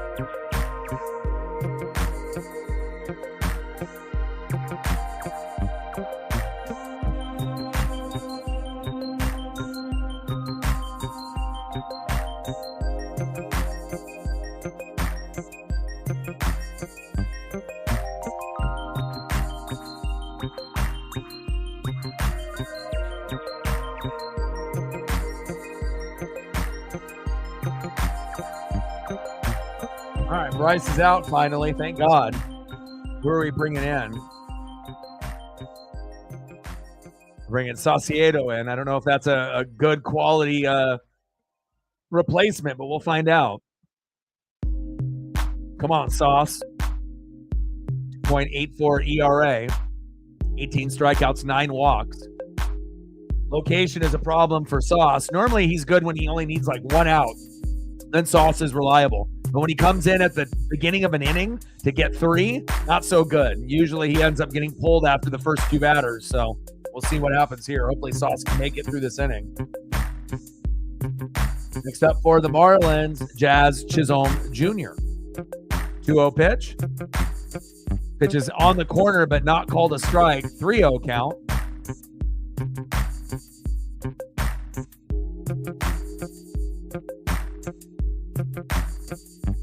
Pitch. Makes a strike, looking. 3-1 count. Almost looked like Jazz wasn't even ready there in the box. NASCAR Cup Series 89 of 301 laps there in New Hampshire. Chisholm fouls that one off. Bell, Barry, Truex Jr., Logano, and Hamlin are your top 5.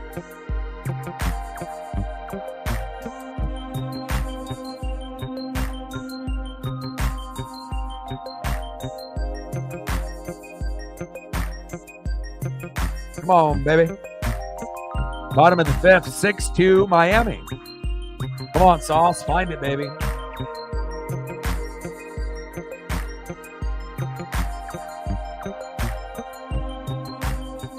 Three balls and 2 strikes in the bottom of the 5th. 3-2 pitch. Chop foul.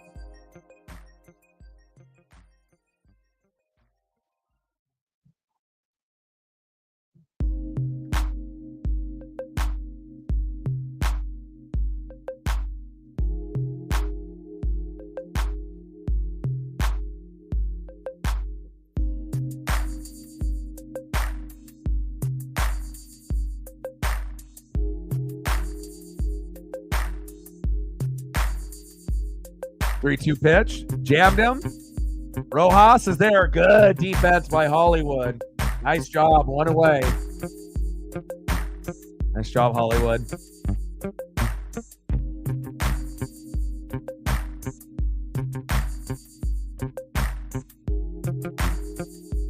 Next up for the Marlins, first baseman Josh Bell.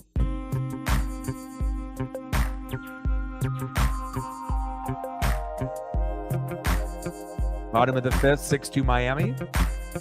Bryce Miller with a terrible outing today, giving up 4 runs in the first inning, 1 in the second and 1 in the third. And luckily, Luke Raley in the 4th inning ended up hitting a 2-run blast, at least cut into the lead a little bit. Pitch in there for a strike, 1-1 count. Josh Bell 0 for 2 with 2 flyouts so far.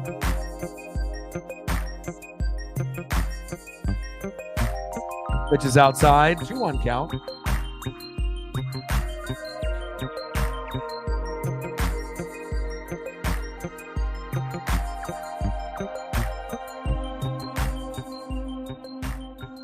Two-one pitch. Chopper towards first base. 2 away.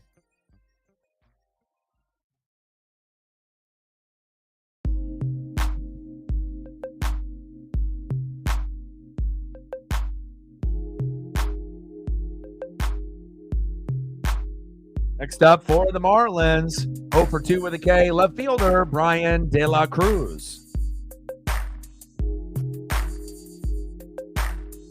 De La Cruz is definitely one of the sleeper players for the Marlins. I like him a lot. Not as popular as a Jazz Chisholm, but I feel like De La Cruz and Jake Berger are kind of like those X factors. If you take those guys for granted, they'll hurt you. 0-1 pitch. Pitch is outside. 1-1 count to De La Cruz with a strikeout and a ground out so far.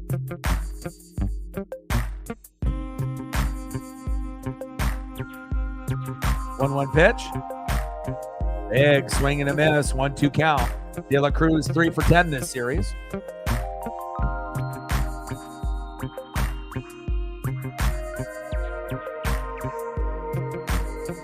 One-two pitch. And Julio diving in. But De La Cruz gets a nice single all the way out to center field. Julio dove for it, but just couldn't manage to come down with it. Next up, right fielder, Jesus Sanchez.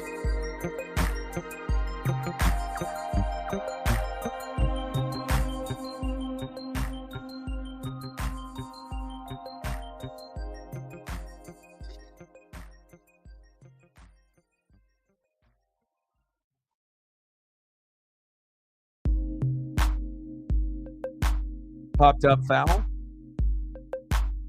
0-1 count to Jesus.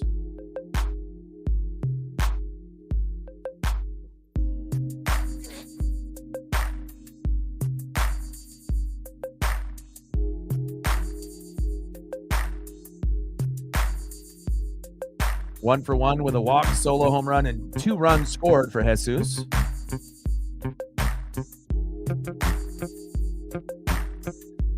Tomorrow, the midway point of the regular season for Major League Baseball in 2024. 0-1 pitch. In the zone there for a strike. 0-2 count. Come on, Sauce. One more pitch, baby. Let's go.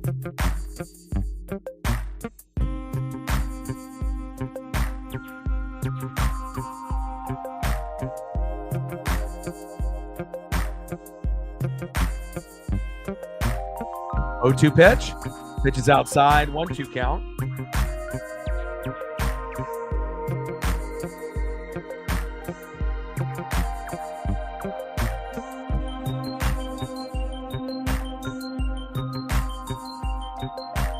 Chopper, throw to first. There we go. Let's go to the top of the 6th inning. 6-2 Miami.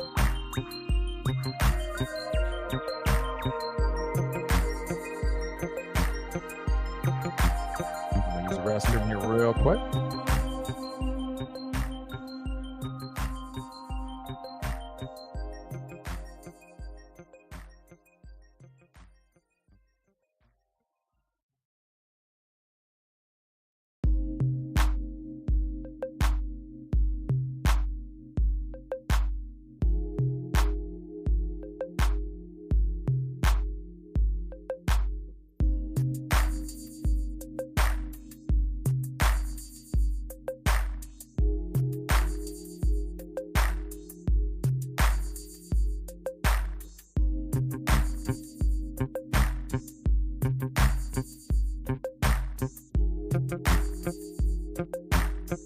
All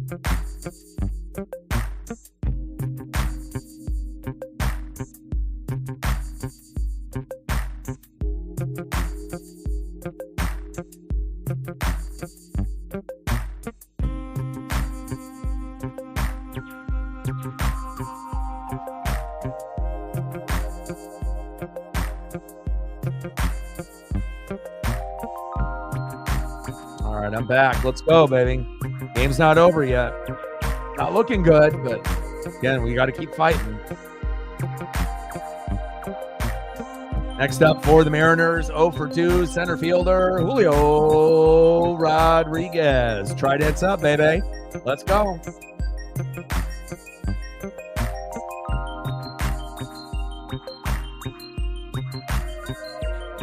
JT in the building. What's good? I'm good. How are you? Captain Oreo. What's good?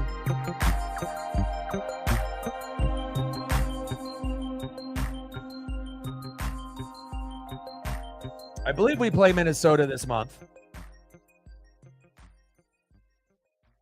Takes a pitch inside. 1-0 count. Top of the 6th. 6-2 Miami. 1-0 count to Julio Rodriguez. Let's go, J-Rod. We need you. We need to get this to 6-4 by at least the 8th inning.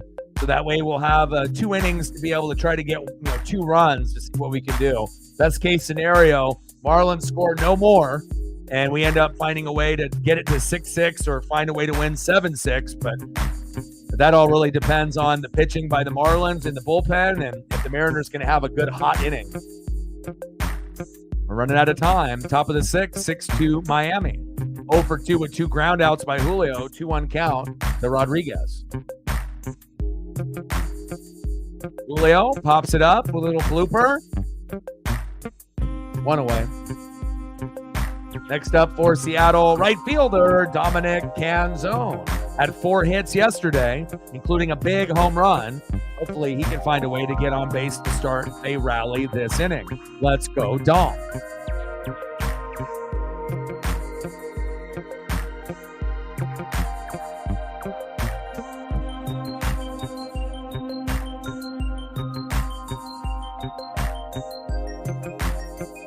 Nice.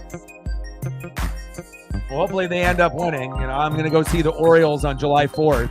That might be the only game I go to this season. I'm only going to go to 1 or 2 a year. But it'll be the rubber match, so I'm not really sure who's going to be pitching, but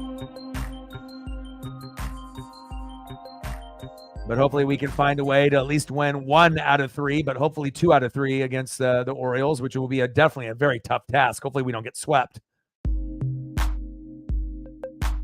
But if we're at home, we should win at least 1. 0-2 pitch to Dom. Big swing and a miss. Struck him out. 2 away. Next up, 0 for 2, first baseman Ty France. Like, sub, donate, comment, share. If you haven't smashed the like button just yet, please do. Yeah, Orioles are crazy, man. Again, the Mariners are one of the top 10 teams in baseball. There's 6 good teams in the American League, 4 good teams in the National League. So at least we're one of the top 10. But again, the Orioles, the Yankees, the Guardians, Royals, they're all better than us. And then, obviously the Mariners and the Twins, they're the other teams that are there. And then you got Braves, Dodgers, Phillies, and Brewers. So we'll see where it goes. Even if we're the 5th best team out of 6 in the American League, better than the Twins. But, if the Royals, Guardians, Orioles, and Yankees are better than us, we have to figure out, to get another bat, during the trade deadline or 2, as well as bringing Polanco back to the lineup, and hopefully he gets hot, and then maybe another bullpen piece. So we'll see where it goes. But again, with all things considered, with all the strikeouts and all the bad statistics that the Mariners have, we're still in first place. So that feels good. All right, Thornton's coming in for Sauce. Go to the bottom of the 6th inning, 6-2 Miami. But again, if Bryce Miller didn't give up 4 runs in the first inning, maybe the game isn't out of reach like it is right now. Next up for the Marlins, 1 for 2 with a run and an RBI and a K. Third baseman, Jake Berger. Batting second, center fielder, Nick Gordon had a 3-run blast. And if he looks like T. Gordon, they're related. And batting third, second baseman, Otto Lopez. Let's go Mariners.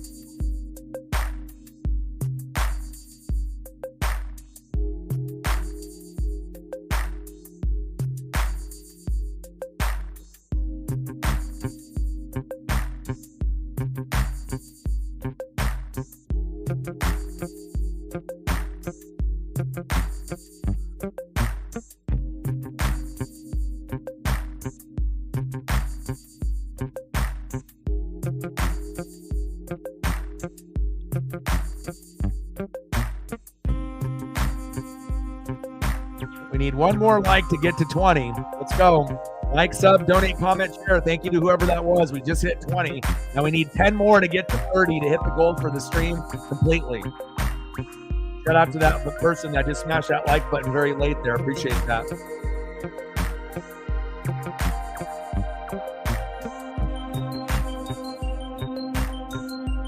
Next up in the box for the Marlins, Jake Berger. We got to be able to try to get it to 6-4 by the 8th inning.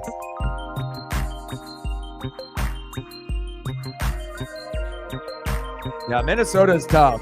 You know, the Guardians, the Royals, and the Twins, all in the Central, are very good teams. Trent Thornton is in the matchup now for the Mariners on the mound for Sauce. Come on, Trent.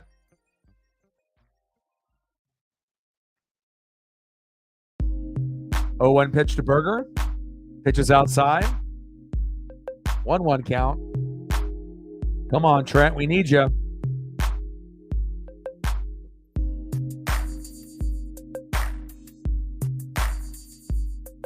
One pitch to Berger. Fouls that one back behind the plate. 1-2 count.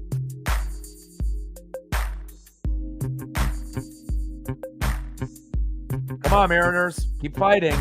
But again, it shows you, history tends to repeat itself. Records are meant to be broken, but the Mariners are proving that morning games are not for them. And especially if it's a morning game on the road, it's like a double negative. It's like first we're not good in the morning, and then we're extremely bad in the morning and on the road. So even in morning games at home are tough for us, but at least we play at like noon or 11. When you play at 9 or 10 in the morning, and again, we have a game at 9 a.m. on Wednesday, the rubber match against the Tampa Bay Rays. So if we play like this, we're definitely going to lose to Tampa on Wednesday. So we have to, hopefully end up winning Monday and Tuesday. So that way we at least have a 2-game, opportunity there to be able to try to win the series. Bottom of the 6th, 6-2 Miami. Come on, Thornton, punch him out. 2-2 pitch by Thornton. Got him. There we go. Nice job, Trent. Out number 1 by Trent Thornton.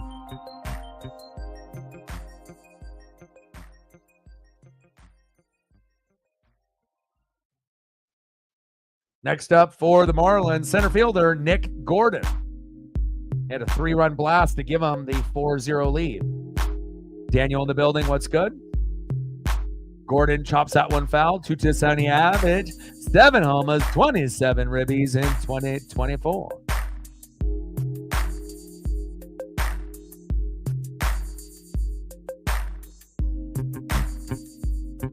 Oh, 1 pitch from Thornton to Gordon. Pitches outside, 1-1 count.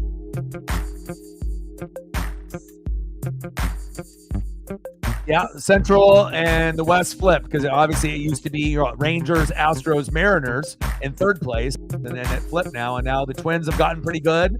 Guardians are good. Royals and Bobby Witt Jr. have found their way, so exactly what happened.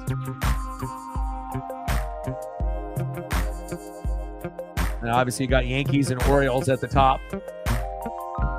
And there always will be like a 3rd team hovering, whether it's the Red Sox or someone else, but they're not as good as the Minnesota Twins. You got to think the best 6 teams in the American League, Yankees, Orioles, Mariners, Guardians, Royals, Twins. Those are the best.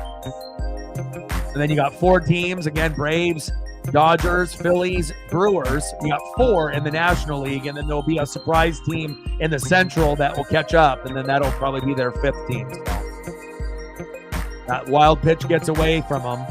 Mitch Garver. There goes Gordon to first.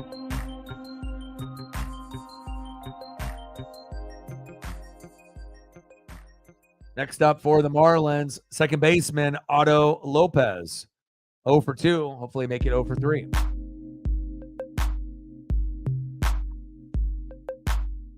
Pitch in the middle, down there for a strike.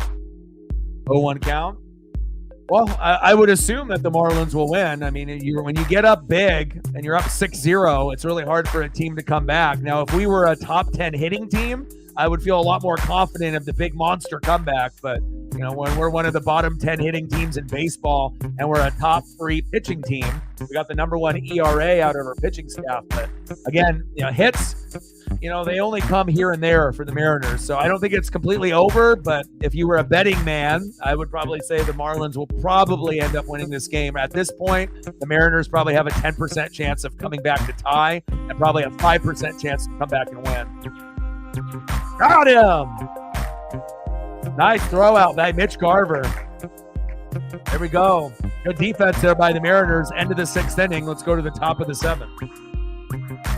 But hopefully the Mariners can come back. But I'm not sure if we're going to get 4 runs in the last 3 innings. I think we can end up getting to 4, but I'm not sure if we can get to 6, but hopefully we can.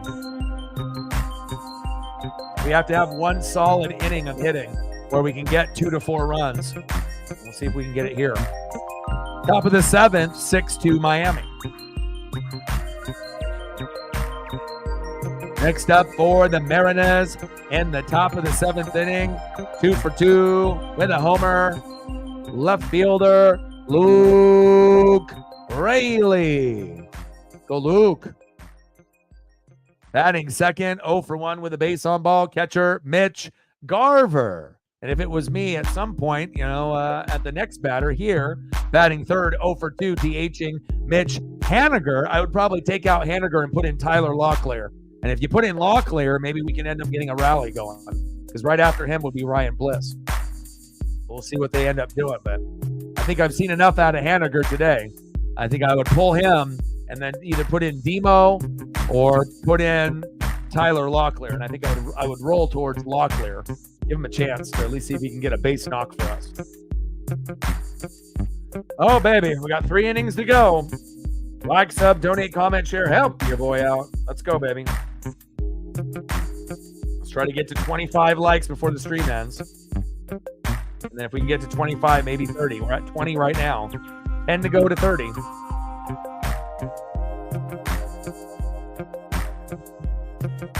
We got 40 people watching. Like, sub, donate, comment, share. Shout out to all the people watching on Twitter/X as well as YouTube. You guys are having a fantastic Sunday. NASCAR Cup Series is on right now as well. And then we have the Stanley Cup Game Number 7 Final, Edmonton and Florida.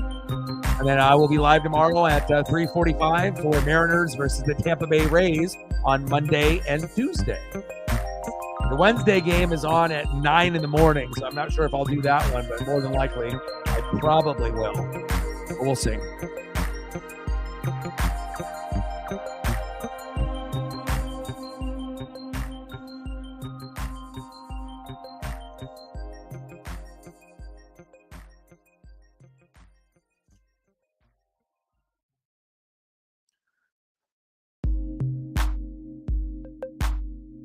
But Ozobon coming in.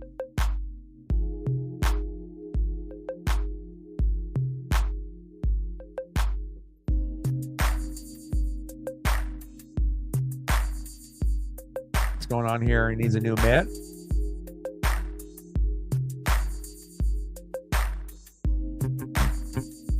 Is Brazobon cheating?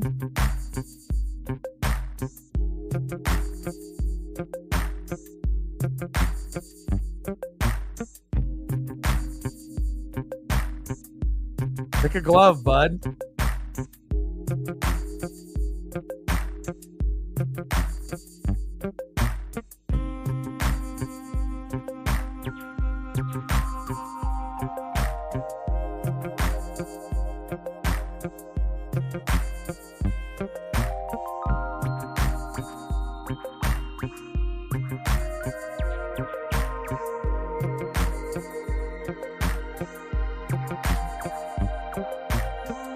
They have a mound visit here with Brazobon. Get a fucking mitt for this pitcher. Jesus Christ.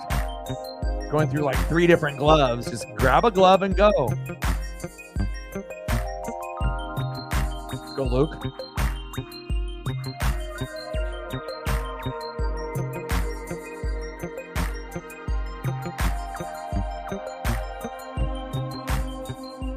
Now they're going to the fourth glove for the pitcher.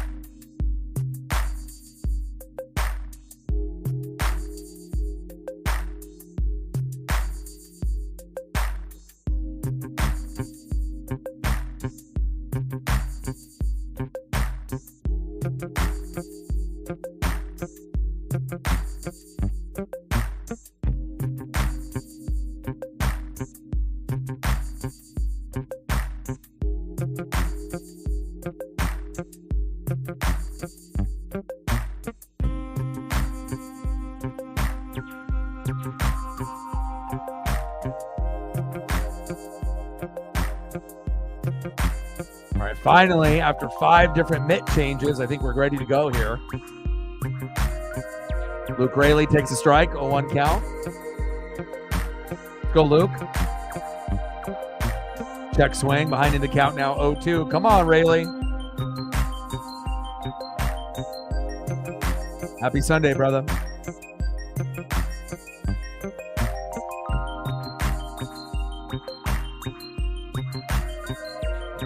Two for two with a single and a 2-run home run to give us the 2 runs that we have so far on the board. 0-2 count. Pitch is low and into the dirt and gets away from the catcher. 1-2 count to Luke Raley.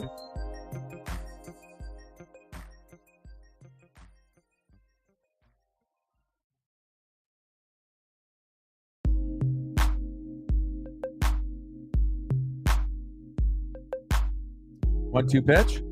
Chopper. Throw to first. Safe, baby. Great effort by Luke Raley. And that's why he's one of my favorite players on the team. He always runs hard and gives 150% effort on every single at-bat. Nice job, Luke. Let's go. That's my boy. Next up, catcher Mitch Garver.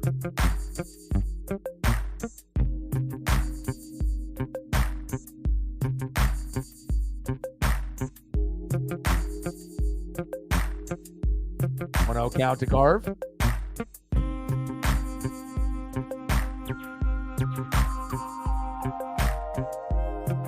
1-0 pitch. Pitch is inside, almost hits Garv. 2-0 count. 0 for 1 with a walk in the 4th.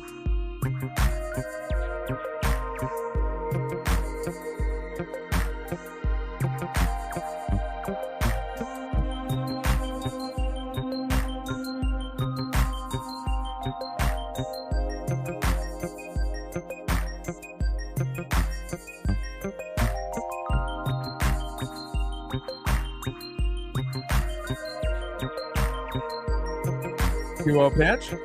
Pitch is outside, 3-0 count. Come on, Garv. 170 average, 8 homers, and 28 ribbies. Be a great time for a 2-run blast to get us to 6-4 to give us a chance in this game. Takes a strike down the middle, 3-1 count. Come on, Garv. Let's go, Mitch. Let's go.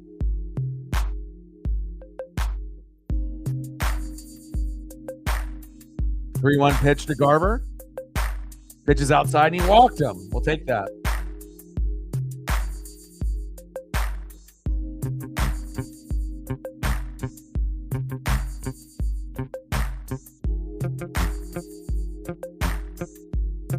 Looks like they're possibly going to make a pitching change, and I would love them to make a change from Haniger to a different player here.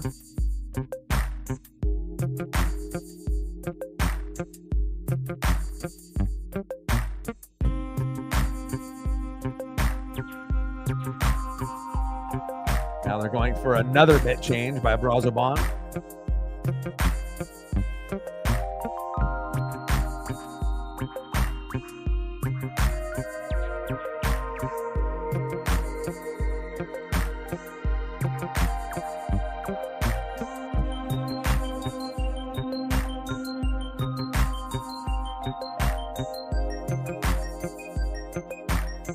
Most home runs surrendered by starting pitchers on the road in 2024. The Mariners are number 1, 39. Twins number 2, 37. White Sox third at 35 with the A's. Cardinals 34. All right, here we go. Cal Raleigh coming in for Mitch Haniger. I like this move. Even though Cal has been struggling as of late, this will give us a better chance to get something going here. Let's go. Big dumper, Cal Raleigh. Let's go, Cal. One of my favorite players on the team. Be electric, baby. Big swing and a miss, 0-1 count. And if Cal can get a 3-run homer here, right, then we might be able to get it to, 6-5, and then we actually really feel good about ourselves. Not saying that it's going to happen right here because Cal has been slumping a little bit, but at some point that's got to turn around, right? Oh, he dropped it. There we go. Cal moves the runners over at least. So even though it wasn't a homer or a single or an RBI, now we got guys at second and third with 1 out. There we go, Cal. Nice job. Sometimes you got to look at the positives when everything is fucking going negative, right? There you go, Cal. Good job. You did your role. Much better than what we would have got out of Haniger at that at-bat. Next up, second baseman Ryan Bliss. He can get a hit. Single, double, triple, home run, RBI. If anything, this is the guy that you would want up besides Dominic Canzone. So let's go. Top of the 7th, 6-2 Miami. Let's get it to 6-4 by the end of this inning, huh? 0-1 pitch. Whoa, pitch is outside. 1-1 count. If Sanchez didn't grab that, that would have brought in at least 1 run there. Let's go. Come on, Captain Oreo. We need this. Mariner Moose. Let's go. 1-1 pitch. Bliss crushes it. Foul. All right, Mariner Moose hasn't been shown on the stream, so that's why we haven't come back yet. Here we go. Now the comeback is in order. Double Moose. Oh, we're ready now. Let's go.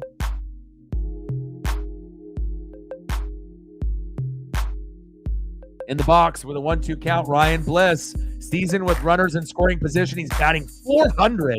1 home run and 5 ribbies, which is number 1 on the Mariners. And we have 0 300 hitters. But Bliss is the closest. Uh-oh. Throw to first. 1 away. But we get a run. There we go. Nice job, Bliss. We'll take that. Nice job, Ryan. 6-3, Miami. Here we go. Next up, shortstop J.P. Crawford. Now, if J.P. can get an RBI here to make it 6-4, we're in business. We just got to make sure that Miami doesn't score any more for the rest of the game to see if we can make this epic comeback and win 7-6.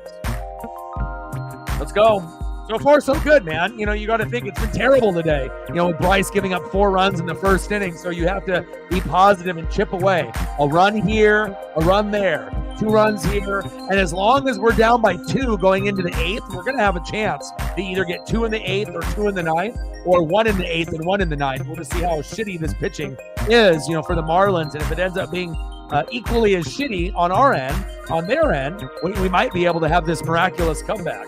But at the very least, it feels like we're going to get to 4. And we're going to maybe have a chance to get to 5 or 6 if things go our way. So, just wish we wouldn't have gotten down 4-0 in the fucking first inning. That hurt. Let's go, Ems. Let's get it, baby.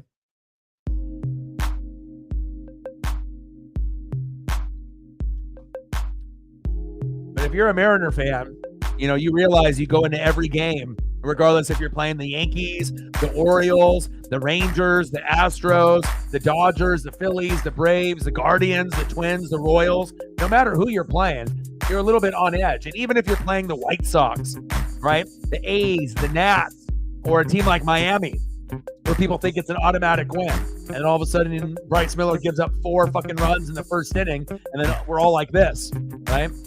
But then eventually things even out, and sometimes we can come back, and we are a very good 7th, 8th, and 9th inning team. One of the best in Major League Baseball. So the most runs that we have scored in any inning in 2024 is the 7th. But we've been very good in the 8th and the 9th also. So hopefully we can make a little bit of a rally here. Let's go, Captain. Let's go.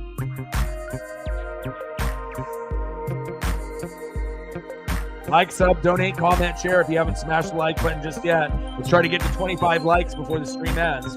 We're at 20 right now. We need 5 more to get to 25, 10 more to get to 30. And again, we always try to go for 100 in the donos, and then obviously 30 to 50 likes on every stream. Top of the 7th, 6-3 Miami. JP, yes! Yes!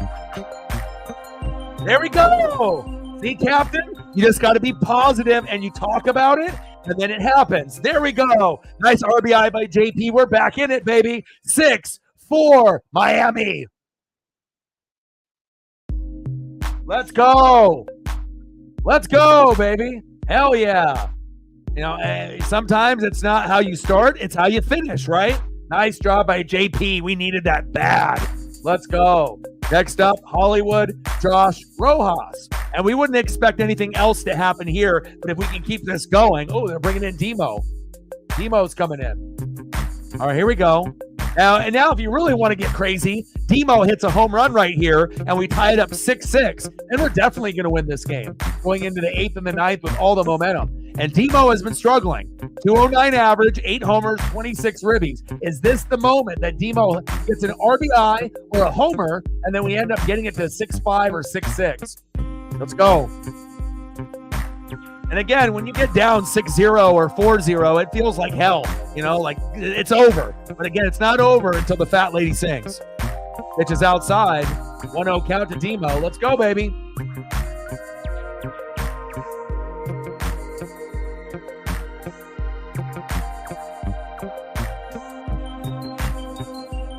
Pitch on the corner for a strike. 1-1 count. Sometimes you just got to talk it into existence. You know, no matter how bad it looks. You know, you're down 6-0, make it 6-2. And a couple innings later, let's get it to 6-4. Then a couple innings later, try to get it to 6-6 and give your chance, a team a chance to either tie or win late. Just grind it out. 0-2 count, and there goes Demo. Fucking A. But at least we ended up getting it to 6-4, and that's exactly what we needed. You know, and now we need 2 innings to be able to get 2 runs. And I'm thinking that the Marlins aren't going to get any more. So I feel that at this point, obviously with Demo striking out, at some point the rally is going to end. But to get that extra one by JP to knock in a run, that was huge. Because when you're down 6-3, you still feel like you're looking at an uphill battle. But when you've gotten 2-2 and now you're at 6-4, we can get 1 or 2 runs in the 8th or the 9th. So we can either get 2 runs in the 8th, right, and then see what happens in the 9th, or try to get 1 in the 8th and 1 in the 9th, and then see what happens if we go to extra innings. So, and then if we have a magical inning, that usually will be 2 to 5 runs. And if we end up getting something crazy, like 3 or 4 runs in the 8th or the 9th, then we win. So we'll see where it goes. It's not a guaranteed thing that we're going to end up coming back to win, but at least we have fought hard to get it to 6-4 after Bryce Miller put us in that fucking hole of being down 4-0 in the first inning. So nice way to come back, Mariners. Let's see who's up here next in the bottom of the 7th for Miami. And if we want to have any chance to come back in this game, we can't give up any more runs. Like, this has got to be the maximum of no more. 6 is it. Nothing more for the Marlins. Not 7, not 8. I mean, it has to be done. No more for the rest of the game if we have any chance. Let's go.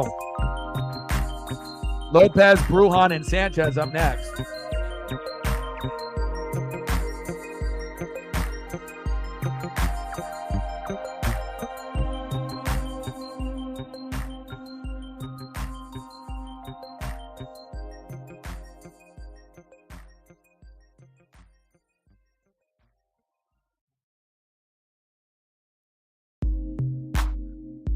Brian Wu tomorrow, Luis Castillo Tuesday, George Kirby on Wednesday. Otto Lopez, Vidal Brujan, and Ali Sanchez. We should be able to go 1-2-3 this inning and be able to get out of this inning here.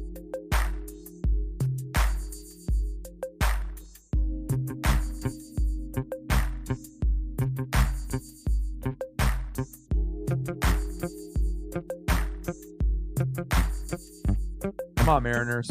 Keep fighting.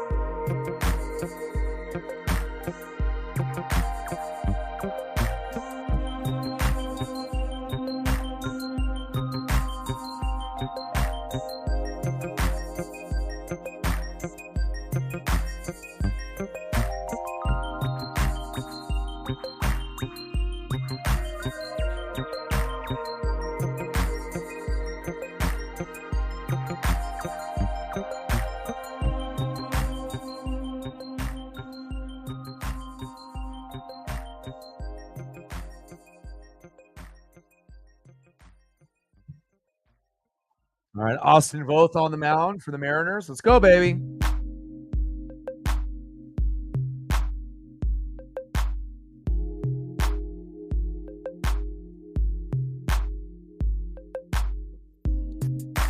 Pitch on the corner for a strike for Austin Voth. Let's go, Austin. Finish strong, my guy. Give us a chance. Let's go, M's. 0-1 pitch is outside. 1-1 count to Otto Lopez or Vidal Brujan.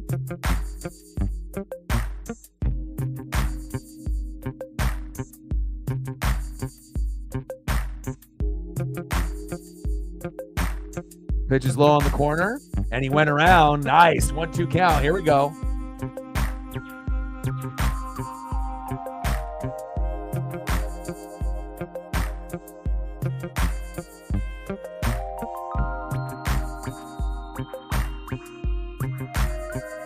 Pitch is outside on the corner. 2-2 count.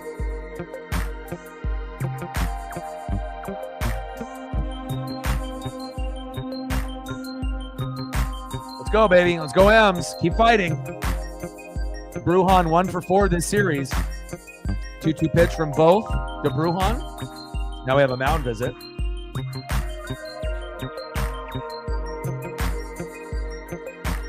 Make sure their communication is strong here.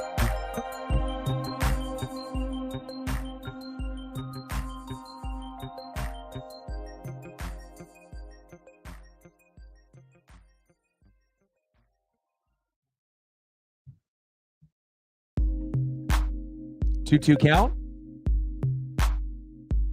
Chop fair, then foul. Count remains 2-2 to Brujan.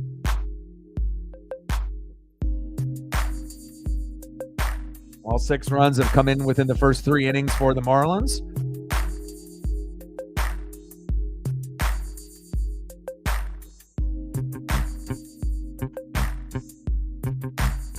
Two pitch from Voth. Pitch is low and inside towards the knees. Count is full. 3-2 count. Come on, Voth. Come on, Austin. Do it, baby. Let's go.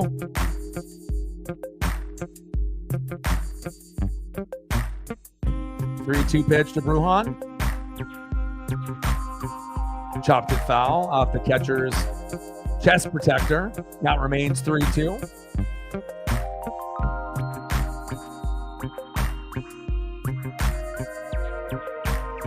Like, sub, donate, comment, share. Help your boy out. We got 40 people watching this early AM broadcast. It's actually into lunchtime now here. Jams that one foul towards third base. Count remains 3-2 for Brujan.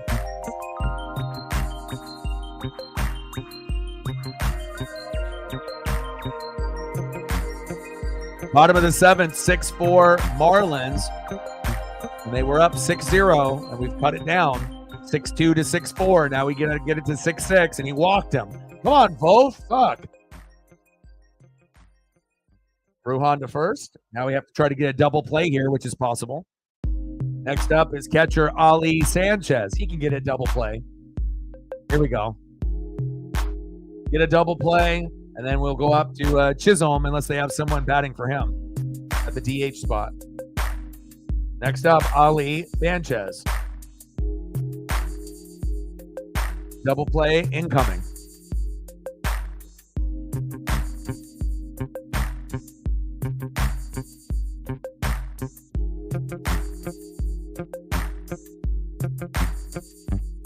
Bunt attempt. And it stays fair. They move the runner over. One away. We're at 23 likes. We need 2 more to get to 25. 7 more to get to 30. Appreciate y'all. Sack bunt. Brujan moves over. Next up is Jazz Chisholm Jr. DHing today.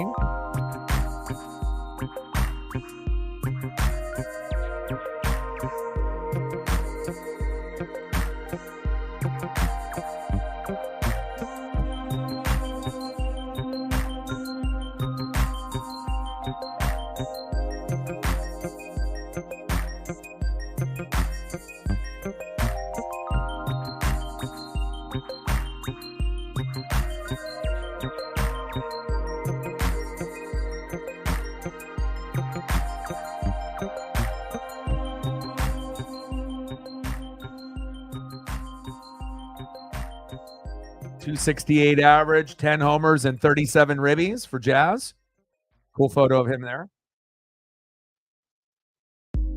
Big swing and a miss behind in the count 0-2 for Jazz.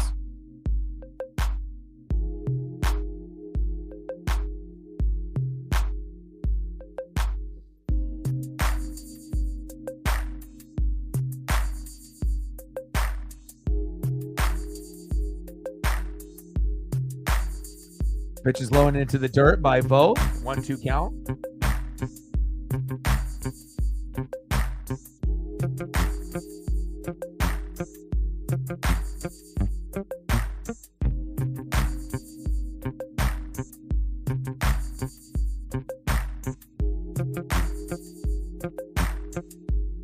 One-two pitch. Pitch is low and inside. 2-2 count to Jazz.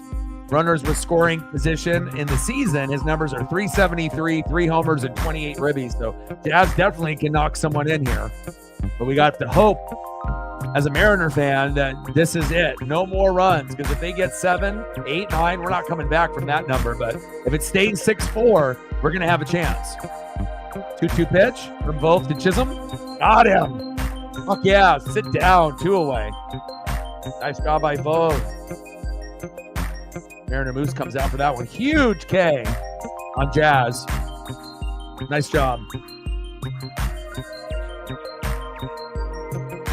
Next up for the Marlins, first baseman and / DH specialist, Josh Bell.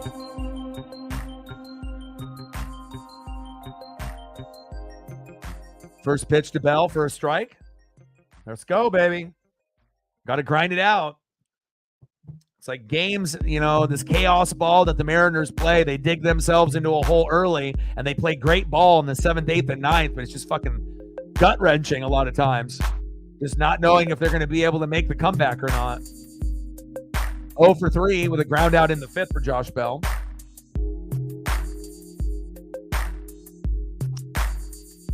Tell me something that I don't know. 1-1 pitch. Pitch is inside. 2-1 count.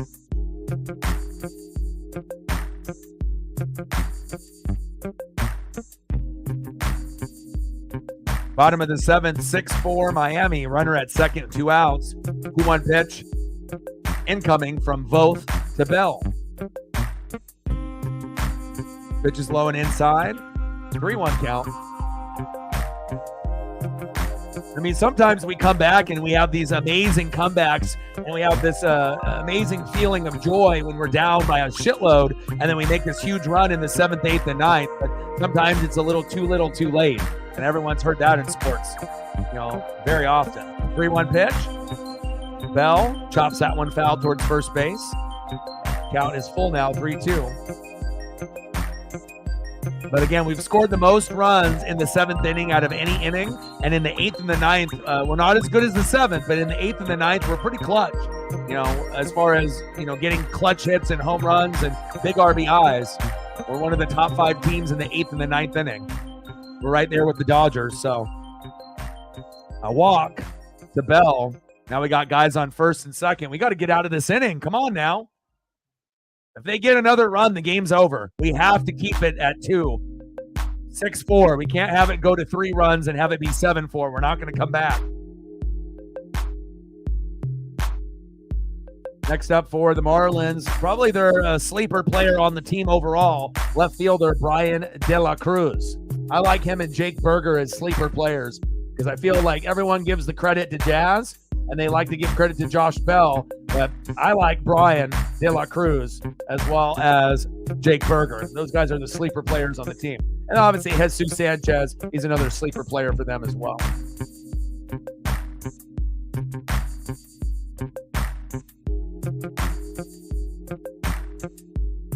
And I've said it before, there's a few guys on bad teams that would make a decent fit for the Mariners, and De La Cruz would make a great left fielder for Seattle. Not saying that we're going to trade for him, but I could see that if they're not going to go for Luis Robert Jr., Bo Bichette, Vlad Jr., or Pete Alonso, that they could go for a lower name like Brian De La Cruz. I'm not sure if Miami's willing to let him go, but if we were willing to trade a couple small players for him and grab him and put him in left field, it could probably be better than what we have, except I do like Luke Raley over there, but Mitch Haniger needs to be replaced in right field.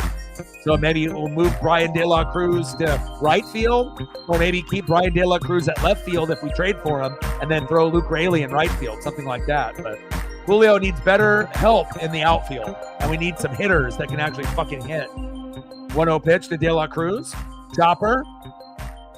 Force out at third. There we go. We leave 2 stranded, baby. We're in it still. Let's go. And De La Cruz isn't going to come up big every time, but I think that, for a guy that's batting around 250, home runs aren't like insane. He doesn't have 20 plus, but I mean, sitting at 14, pacing for 25 to 30 home runs, that's the kind of guy that we would need in the outfield to match with Julio and Luke Raley. So again, sometimes it's not about the guy that is the most popular, Pete Alonso, Luis Robert Jr., Vlad and Jr. and Bo Bichette, but maybe a lower name guy like De La Cruz could be a fit for the Mariners, depending on what happens. But I'm really happy he didn't come up big there. Let's go. And you have to understand, Reebok, on how the Mariners work. Typically, we're not going to get all 3 right away. So you have to be able to think about it in per inning circumstance. So it's either going to happen 2 ways. It's either going to be 1 run in the 8th, 1 run in the 9th, and then we're going to win in extra innings or try, or we're going to get 2 runs in the 8th, right? Nothing in the 9th, and then we're going to go in the 10th and try to win 7-6. But to get 3 runs, in the 8th or 9th is not likely. That's not really the Mariners' MO. Now, could it happen? Of course, it could happen. But again, it all depends on who's pitching for them and if we can actually get back-to-back hits. And that's a problem for the Mariners. We usually don't get 3 guys in a row getting a hit, and a hit, or a hit, a home run, and an RBI. It just, sometimes it doesn't work that way, but you never know. But the way that the Mariners typically pull these games out is that we just have to go for 1 in the 8th, 1 in the 9th, or 2 in the 8th, or 2 in the 9th, and then go to extra innings and pray to the sports gods that we can win 7-6. But that's typically how we would win this game. But we'll see. But hell, if they get 3 runs in this inning and they do what you say, and we're up 7-6, then, that would be great. But the only problem is if we end up getting 3 runs this inning, what would happen for the Marlins? They would get 1 and match us, and then it would go 7-7, and then we would have to try to win 8-7. That's just the way the Mariners work. If we get too much, it's like the sports gods will punish us, and then they'll get 1, to tie it, and then we have to battle it out in extras. But we'll see where it goes. In the box, Julio Rodriguez. We could really use a home run right now, Julio. What do you think?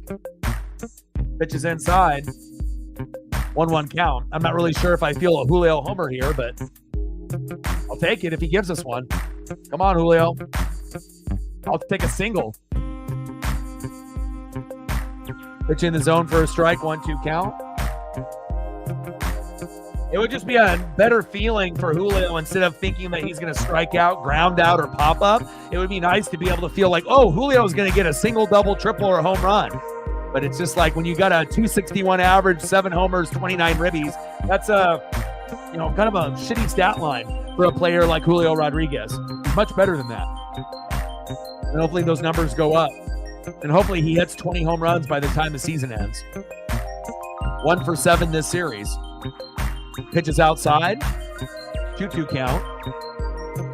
Thank God he didn't swing at that garbage. And that's the problem for Julio. He swings at pitches outside of the strike zone, typically in his strikeouts. Usually 2 out of the 3 strikes, he's swinging wildly. So that one, check swing, kind of got a little bit piece of it there. 2-2 count.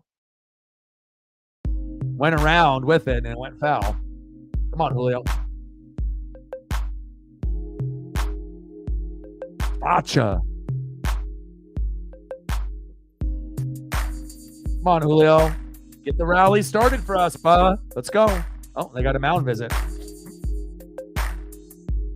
275 career hitter, 67 home runs, 207 RBIs, 406 hits. And it's one thing if you're like a top 30 player, then the stats aren't that big. But when you're a top 5 popular player with like guys like Aaron Judge and Shohei Ohtani, you know, the expectations are much higher. You're the face of the franchise. But Cal Raleigh has really been one of the MVPs of the team, especially late in games, as well as our pitching staff and Andres Munoz, our closer. We just need Julio to catch up to, you know, the numbers that we know that he can put up. Julio pops that one up and goes foul. Nice souvenir for that guy. I would love for him to get a home run here, but I don't know. I just don't really feel a lot of confidence from him. Like his body language doesn't scream confidence. It almost screams like I'm scared a little bit, you know, like he's playing like he's just coming up, you know, from like AAA. I don't really feel like he's playing like a seasoned vet, you know. It's like he's kind of playing on edge, you know, instead of playing loose and having fun. Go, Julio, go. There we go. A fluke play for Julio Rodriguez. It wasn't a home run, but we'll take it. A little bit of a wild pitch, and Julio runs to first safe. And I guess that's what it is when you have Julio Rodriguez. Sometimes, you know, by a little bit of luck, he swings at a pitch, doesn't even get close to getting it. Should have been a strikeout, but the catcher can't catch it. It gets wild, and Julio, instead of striking out, gets to go to first base. Unbelievable. But that's Julio Rodriguez for you, right? There we go. Next up, Dominic Canzone. Come on, Dom. Dom had 4 hits yesterday, including a big bomb. It would be amazing if Dominic Canzone could have a 2-run blast right here, or just move them over. Get Julio to second or third base here, or an RBI. Let's go, Dom. Canzone pops that one foul, and he's 1 for 2. 5 for 6 in his last 2 games. 1 for 2 today. Single, walk, and a run. Come on, Dom. Come on, baby. We want a comeback, baby. Let's go. Runner at first, no outs. Big swing and a miss, and a big part. And there goes Dominic Canzone, 1 away. But, you know, at the beginning of the order, when we ended up having JP, Dylan Moore, and Julio, when we were playing in game 1, and we were down by 1, right? Or we were tied, and we needed just to be able to get something. And when you end up having those guys, you know, with guys on first and third with no outs, and they all strike out, that's a fucking problem. Got to find a way to be able to get runs manufactured when you have 0 outs and 1 out, especially with guys at first and third. France popped up, 2 away. Fucking A. And we'll have to wait on our hero here, left fielder Luke Raley. Will he be the hero? He hit a 2-run blast for us already. Can he do it again? I mean, if he does, it will be huge for us here. Getting 2 2-run homers. Come on, Luke. Luke Newcomb. One of my favorite players on the Mariners just because of his work ethic. He's got the best work ethic on the team. You know, best friends with Cal Raleigh. And again, I really like what I'm getting out of Luke Raley this season. It's been actually one of the best trades we've made in the last 10, 15 years for Jose Caballero. We were already stockpiled at, you know, second base and shortstop, so letting Jose go to Tampa was not a big deal. But getting Luke Raley, you know, was amazing. 3 for 3 today. 2-run home run, 2 singles, and 2 runs. He's trying to be 4 for 4 like Dominic Canzone was yesterday. Let's fucking go, Luke. How many photos of Luke do we need? 4? We need something good here. Come on, baby. Come on, baby. 4 photos for you, Luke. Let's get it. Raley. Fuck, line drive, and we leave one stranded. Now we're going to have to get 2 runs in the 9th.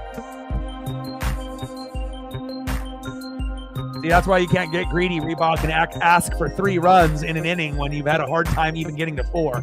It's the way the Mariners go. It's like wishful thinking, that we could get 3 in the 8th, but it's just not our MO. It's not who we are. It's not our identity. It's like we have to fucking sweat it out and, and fucking stress out to the very, very end. Oh, all right. 6-4 Marlins. And if we keep it 6-4, we'll have to see if we can get a miracle, And I was thinking it could be like a 5-4 game today. That's what I said at the beginning of the broadcast. We're at 6-4, but unfortunately, we're at the opposite end of that spectrum. Let's go, baby. Let's see who's up next here for the Marlins. And as long as they don't score any more, we will have a shot to get 2 in the 9th. Is it a good shot? Not really. Like maybe 10% chance, but 10% is better than 0. All right, Bowman's coming in for both. I don't know if I like that or not, but we'll see what happens. But they're not going to waste this on Andres Munoz, or Stanek here. They're going to save him for the Tampa Bay Rays series on Monday, Tuesday, and Wednesday. All right, next up for the Marlins, right fielder, 1 for 2, Jesus Sanchez. Batting second, third baseman, Jake Berger. And batting third, center fielder, Nick Gordon with a 3-run blast earlier in the game. So this is going to be tough to get out of this inning with Sanchez, Jake Whataburger, and Nick Gordon, related to D and Tom. But I think we can do it. Yeah, I don't really like Bowman that much either.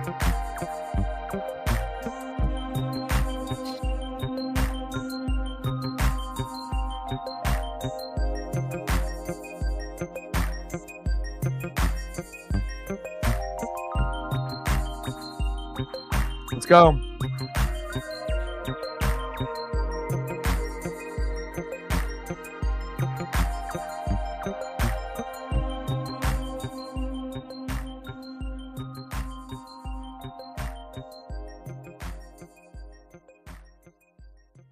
.13 ERA, 28 strikeouts, 14 walks. So it's for every strikeout that he's going to get, it almost feels like a walk or 2 is going to be happening right afterwards.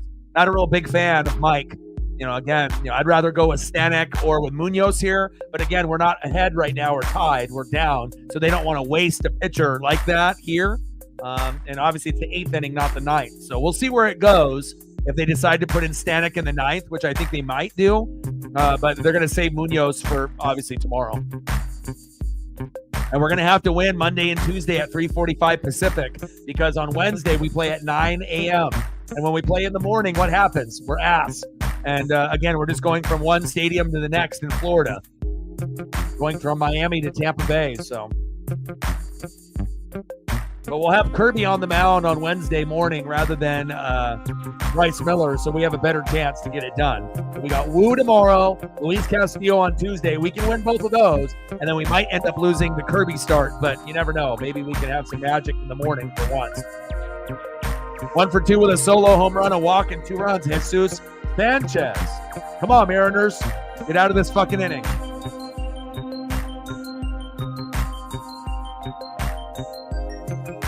Yeah, that's where I would go, and I think Stanek is available, so that's where I would go. I actually would rather go Stanek in the 8th than Stanek in the 9th and go with Bowman, but again, they have to be able to, give guys experience, and they have to have guys play. But if we had Matt Brash healthy this year, a lot of these pitchers that would be getting in, like Saucedo and all these others that sometimes struggle, they wouldn't even be fucking playing. Because, Brash is a guy that can go for the 6th and the 7th if needed, or, just pitch in the 6th. Sometimes he can even pitch in the 7th, 8th, or even 9th if we need him. So that's really been the biggest loss for the Mariners this year, not having Matt Brash all year based off the injury. So we'll see where it goes. Still not over yet. Not a very good chance. Maybe a 10% chance to tie, maybe a 3% chance to win. But again, we have to keep it at 6 to be able to keep those numbers in effect. If it goes to 7-4, the game is over. We have to keep it 6 because the Mariners at this point, Now, can we hit 3 or 4 runs in an inning? Yes, but just based on the flow of the game to ask, for 3 or 4 runs, and that's what we've gotten up to this point is a lot. There goes Jesus Sanchez, one away. Nice by Bauman. I'll take that. Sit down, Jesus. Next up, Jake Whataburger. Hopefully we get Jake out. He's slippery. He's one of those guys, if you pitch it anywhere in the strike zone, he'll hurt you. He's a sleeper player. He's not as good as De La Cruz. He's a sneaky good hitter when he needs to be. Pitch is high and out of the zone, 1-0 count. And obviously the stat line isn't going to be flashing off the page with some of these guys, but again, it's just situational baseball. And sometimes you can tell when certain guys are going to be able to come up, for their team. Berger, 218 average, 6 homers, 25 ribbies. If you look at that, it looks like dog shit stats. But we're talking about the Marlins. They're last place. They're 26 and 50. So they don't really have a lot of bright spots in their lineup to begin with. The main guys are obviously De La Cruz, Bell, Chisholm, Sanchez and Berger. And obviously Gordon has played good for them today. Berger's only 1 for 7 this series and had yesterday off. Had the RBI to get him the 1-0 lead. So I'm not sure if he'll get another hit here. Hopefully Bowman can strike him out.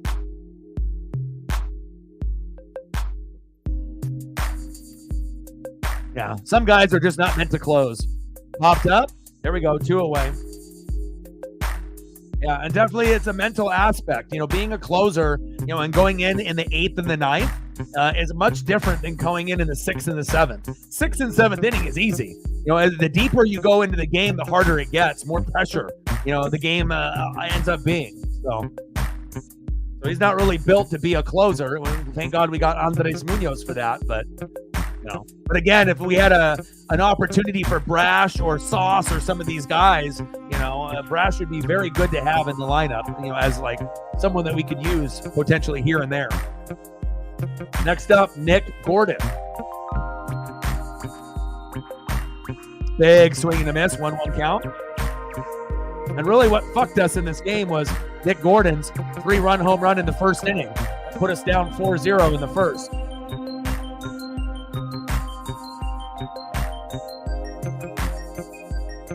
Come on, baby. Gordon fouls that one off. 1-2 count. One more strike. Get out of this inning, baby. Like, sub, donate, comment, share. If you guys haven't smashed the like button just yet, please do. We're at 23 likes. We need 2 more to hit the goal to get to 25. So there we go. We got 1 more. We're at 24. 1 more. 6 more to get to 30, but I don't think we're going to get there, unless this game goes to extra innings. Big swing and a miss. Got him. There we go. Yeah, Gabe was good early on, but then he started to fade a little bit. I agree.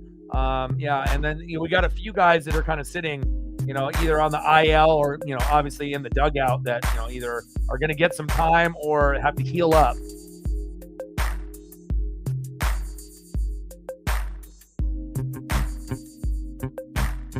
Right now on the injury report, we got Ravelo, Polanco, Embry, Dollard, and Spire is still on the 15-day IL. Polanco's on the 10.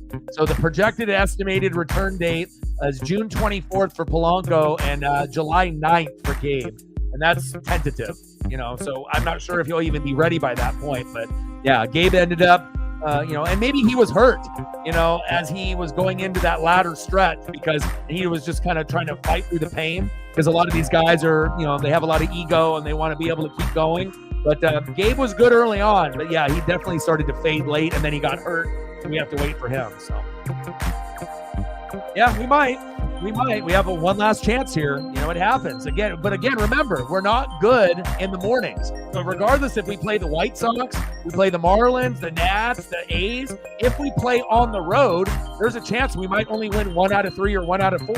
It's sickening, but that's just the reality. We're not good in the morning. And even when the Mariners play at noon, in the rubber match or 11 a.m., a lot of times we lose that as well. So we have to come out strong to win those first couple games, right? To be able to make sure that knowing that in the rubber match, if we play early in Seattle or on the road, we're probably going to lose that one, And usually we have our shitty lineup when we play a rubber match. We usually have a shitty pitcher and a shitty, lineup. in a rubber match too. So we don't really give ourselves any leeway when we play a rubber match, in game 3 or game 4. It's sickening, but remember, when we played the White Sox, fucking A, we almost got swept. It felt like every game went down to the wire, right down to the 8th, 9th, or extra innings. So, just because a team is shitty doesn't mean that they're not going to give you their best effort. And the Mariners are the number 1 strikeout team, not only this year, but in the last 100 years. If you actually look at the stat line, believe it or not. So we're pacing for stats that aren't really meant to be kept. We don't want to be known as like the number 1 strikeout team in the last century, But with that being said, we're still first place. So you got to look at the upside. Add a couple bats at the, deadline. Have Polanco come back. And he actually ends up being good, maybe another bullpen guy, and then we're in business. Next up, Mitch Garver. Big swing and a miss, 1-2 count. Another guy that's been slumping with Cal Raleigh as of late, and hopefully those guys will get back to speed. Anytime you lose to teams at the bottom, it fucking sucks, dude. It hurts, especially when the Mariners are, there we go, Garv. There we go. Garv starting it off, baby. Yeah. Ooh. There we go, Garv. Garv's been really ass. He was terrible in April and May, awesome in June up to the first couple weeks. But now in the last maybe week and a half, he's been struggling. Big hit by Garv. Garv's been trash, been nothing. So now we can double it up here with Big Dumper, Cal Raleigh, the number 1 hitter on the Mariners in the 7th inning and beyond. Now, I wish he was batting left-handed rather than right-handed, but Cal can do it from this spot. Will this be the moment where we end up tying the game up 6-6? Let's see. Let's go, Cal. And again, Haniger needs to sit on the bench. There's no reason for him to be playing that much anymore. Haniger's decent at defense, but that's the number 1 position that we need to upgrade, right field. Especially if we have Luke Raley in left and Julio in center. Come on, Cal. He's got 7 home runs versus righties, 5 with lefties, and he's got a lefty here, so it's going to be much harder to be able to do this here. 33 ribbies versus righties, and versus lefties only 12, so they're not making it easy for us here, having a fucking left-handed pitcher late with Scott, but anything is possible. Just get on base, Cal Raleigh. Let's go, Cal. Let's go, Big Dumper. 1-2 pitch. Pitch is high. 2-2 count. Maybe we can get a walk with Cal. 1 for 9 this series. Come on, Big Dumper. But you are the most clutch hitter on the Mariners in the 7th inning and beyond. We would have hoped it was Julio, but Julio's not a clutch hitter, at least not yet in his career. 2-2 pitch. Cal smashed it. Wow. Damn, I wish that would have stayed fair. That would have put runners on the corners at first and third with no outs, and we definitely would have come back. Damn. Chris in the building. What's good, brother? Like, sub, donate, comment, share. Help your boy out. See if we can get to 25 to 30 likes before the stream ends, and we always go for 100 and donos on every stream. 2-2 pitch. Cal fouls that one back. Come on, Cal. Let's go, baby.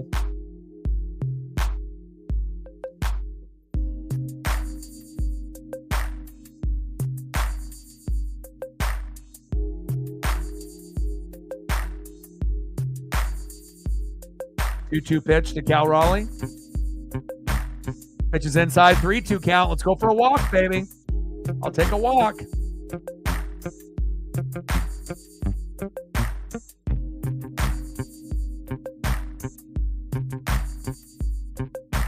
Bliss on deck, exactly the person that we would want in after Cal Raleigh. Come on, baby, find a way, dig deep. Trident's up, let's go. Mariner Moose in the building, let's go, baby, rally time. Walk him. Yeah, your boy, my ESP is strong. Cal with the walk about 2 pitches ago. Let's go. Let's go, baby. Hell yeah. Here we go. This is exactly what we want to come back. Next up, Ryan Bliss. Between him and Dominic Canzone, the 2 hottest hitters within the last 2 days. Let's go, Ryan. Runners at first and second. Bliss could get an RBI and score both. He can get singles, doubles, and triples. Come on, Ryan. Polanco who? Come on. Bliss? Damn it, Bliss. Slide out. Shit. One away. Runners are stranded. Fucking A. That sucked. All right, here we go. Next up, shortstop, J.P. Crawford. Let's go, J.P. Nice RBI last time at bat. Let's go. Let's do it again. See if we can end up getting an RBI double. Move that runner from first to third. Let's go. Let's make it 6-5. Or be a hero, and let's go up 7-6. 3-run blast by JP. You never know. Come on, baby. Come on, JP. Crush this shit. 1 for 3 with a single walk and an RBI. Runners at first and second with 1 out. Come on, JP. 1 photo for JP. 2 photos for JP. 3 photos for JP. Let's go. Got to get a hit now with 3 photos. 0-1 pitch. Big swing and a miss. 0-2 count from Scott to Crawford. Come on, Crawford. Every Mariner game is like this. Every fucking game. Beginning of the game, end of the game. Beginning of the game, end of the game. Come on, JP. Pistol fingers up. Pistol fingers out. 0-2 pitch. Crawford fouls that one off himself. 0-2 count. Let's go, baby. Like, sub, donate, comment, share. Let's go, baby. Let's try to get to 30 likes before the stream ends. Where are we at now? We got 32 people watching on the YouTube side, 20 plus on the Twitter/X side. We're at 24 likes. We need 6 more to get to 30. We're at 25. Let's go. 5 more, and we hit the goal. Come on, Mariners. Top of the 9th. Runners at first and second with 1 out. 0-2 count to JP. Scott struck him out. Fuck. There goes JP.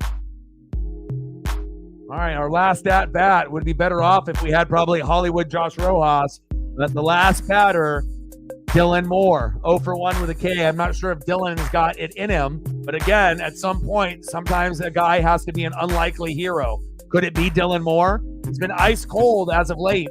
So if he ends up hitting a homer here or an RBI, it would be shocking. Come on, Dylan. Big swing and a miss. He just hasn't been seeing the baseball very well. If I had to predict if he was going to get a big hit or a strikeout, it'd probably be a strikeout. But I'm hoping I'm wrong. Come on, Dylan. Dig deep, baby. We don't want to lose to the Marlins, do we? Come on, baby. 0-1 pitch.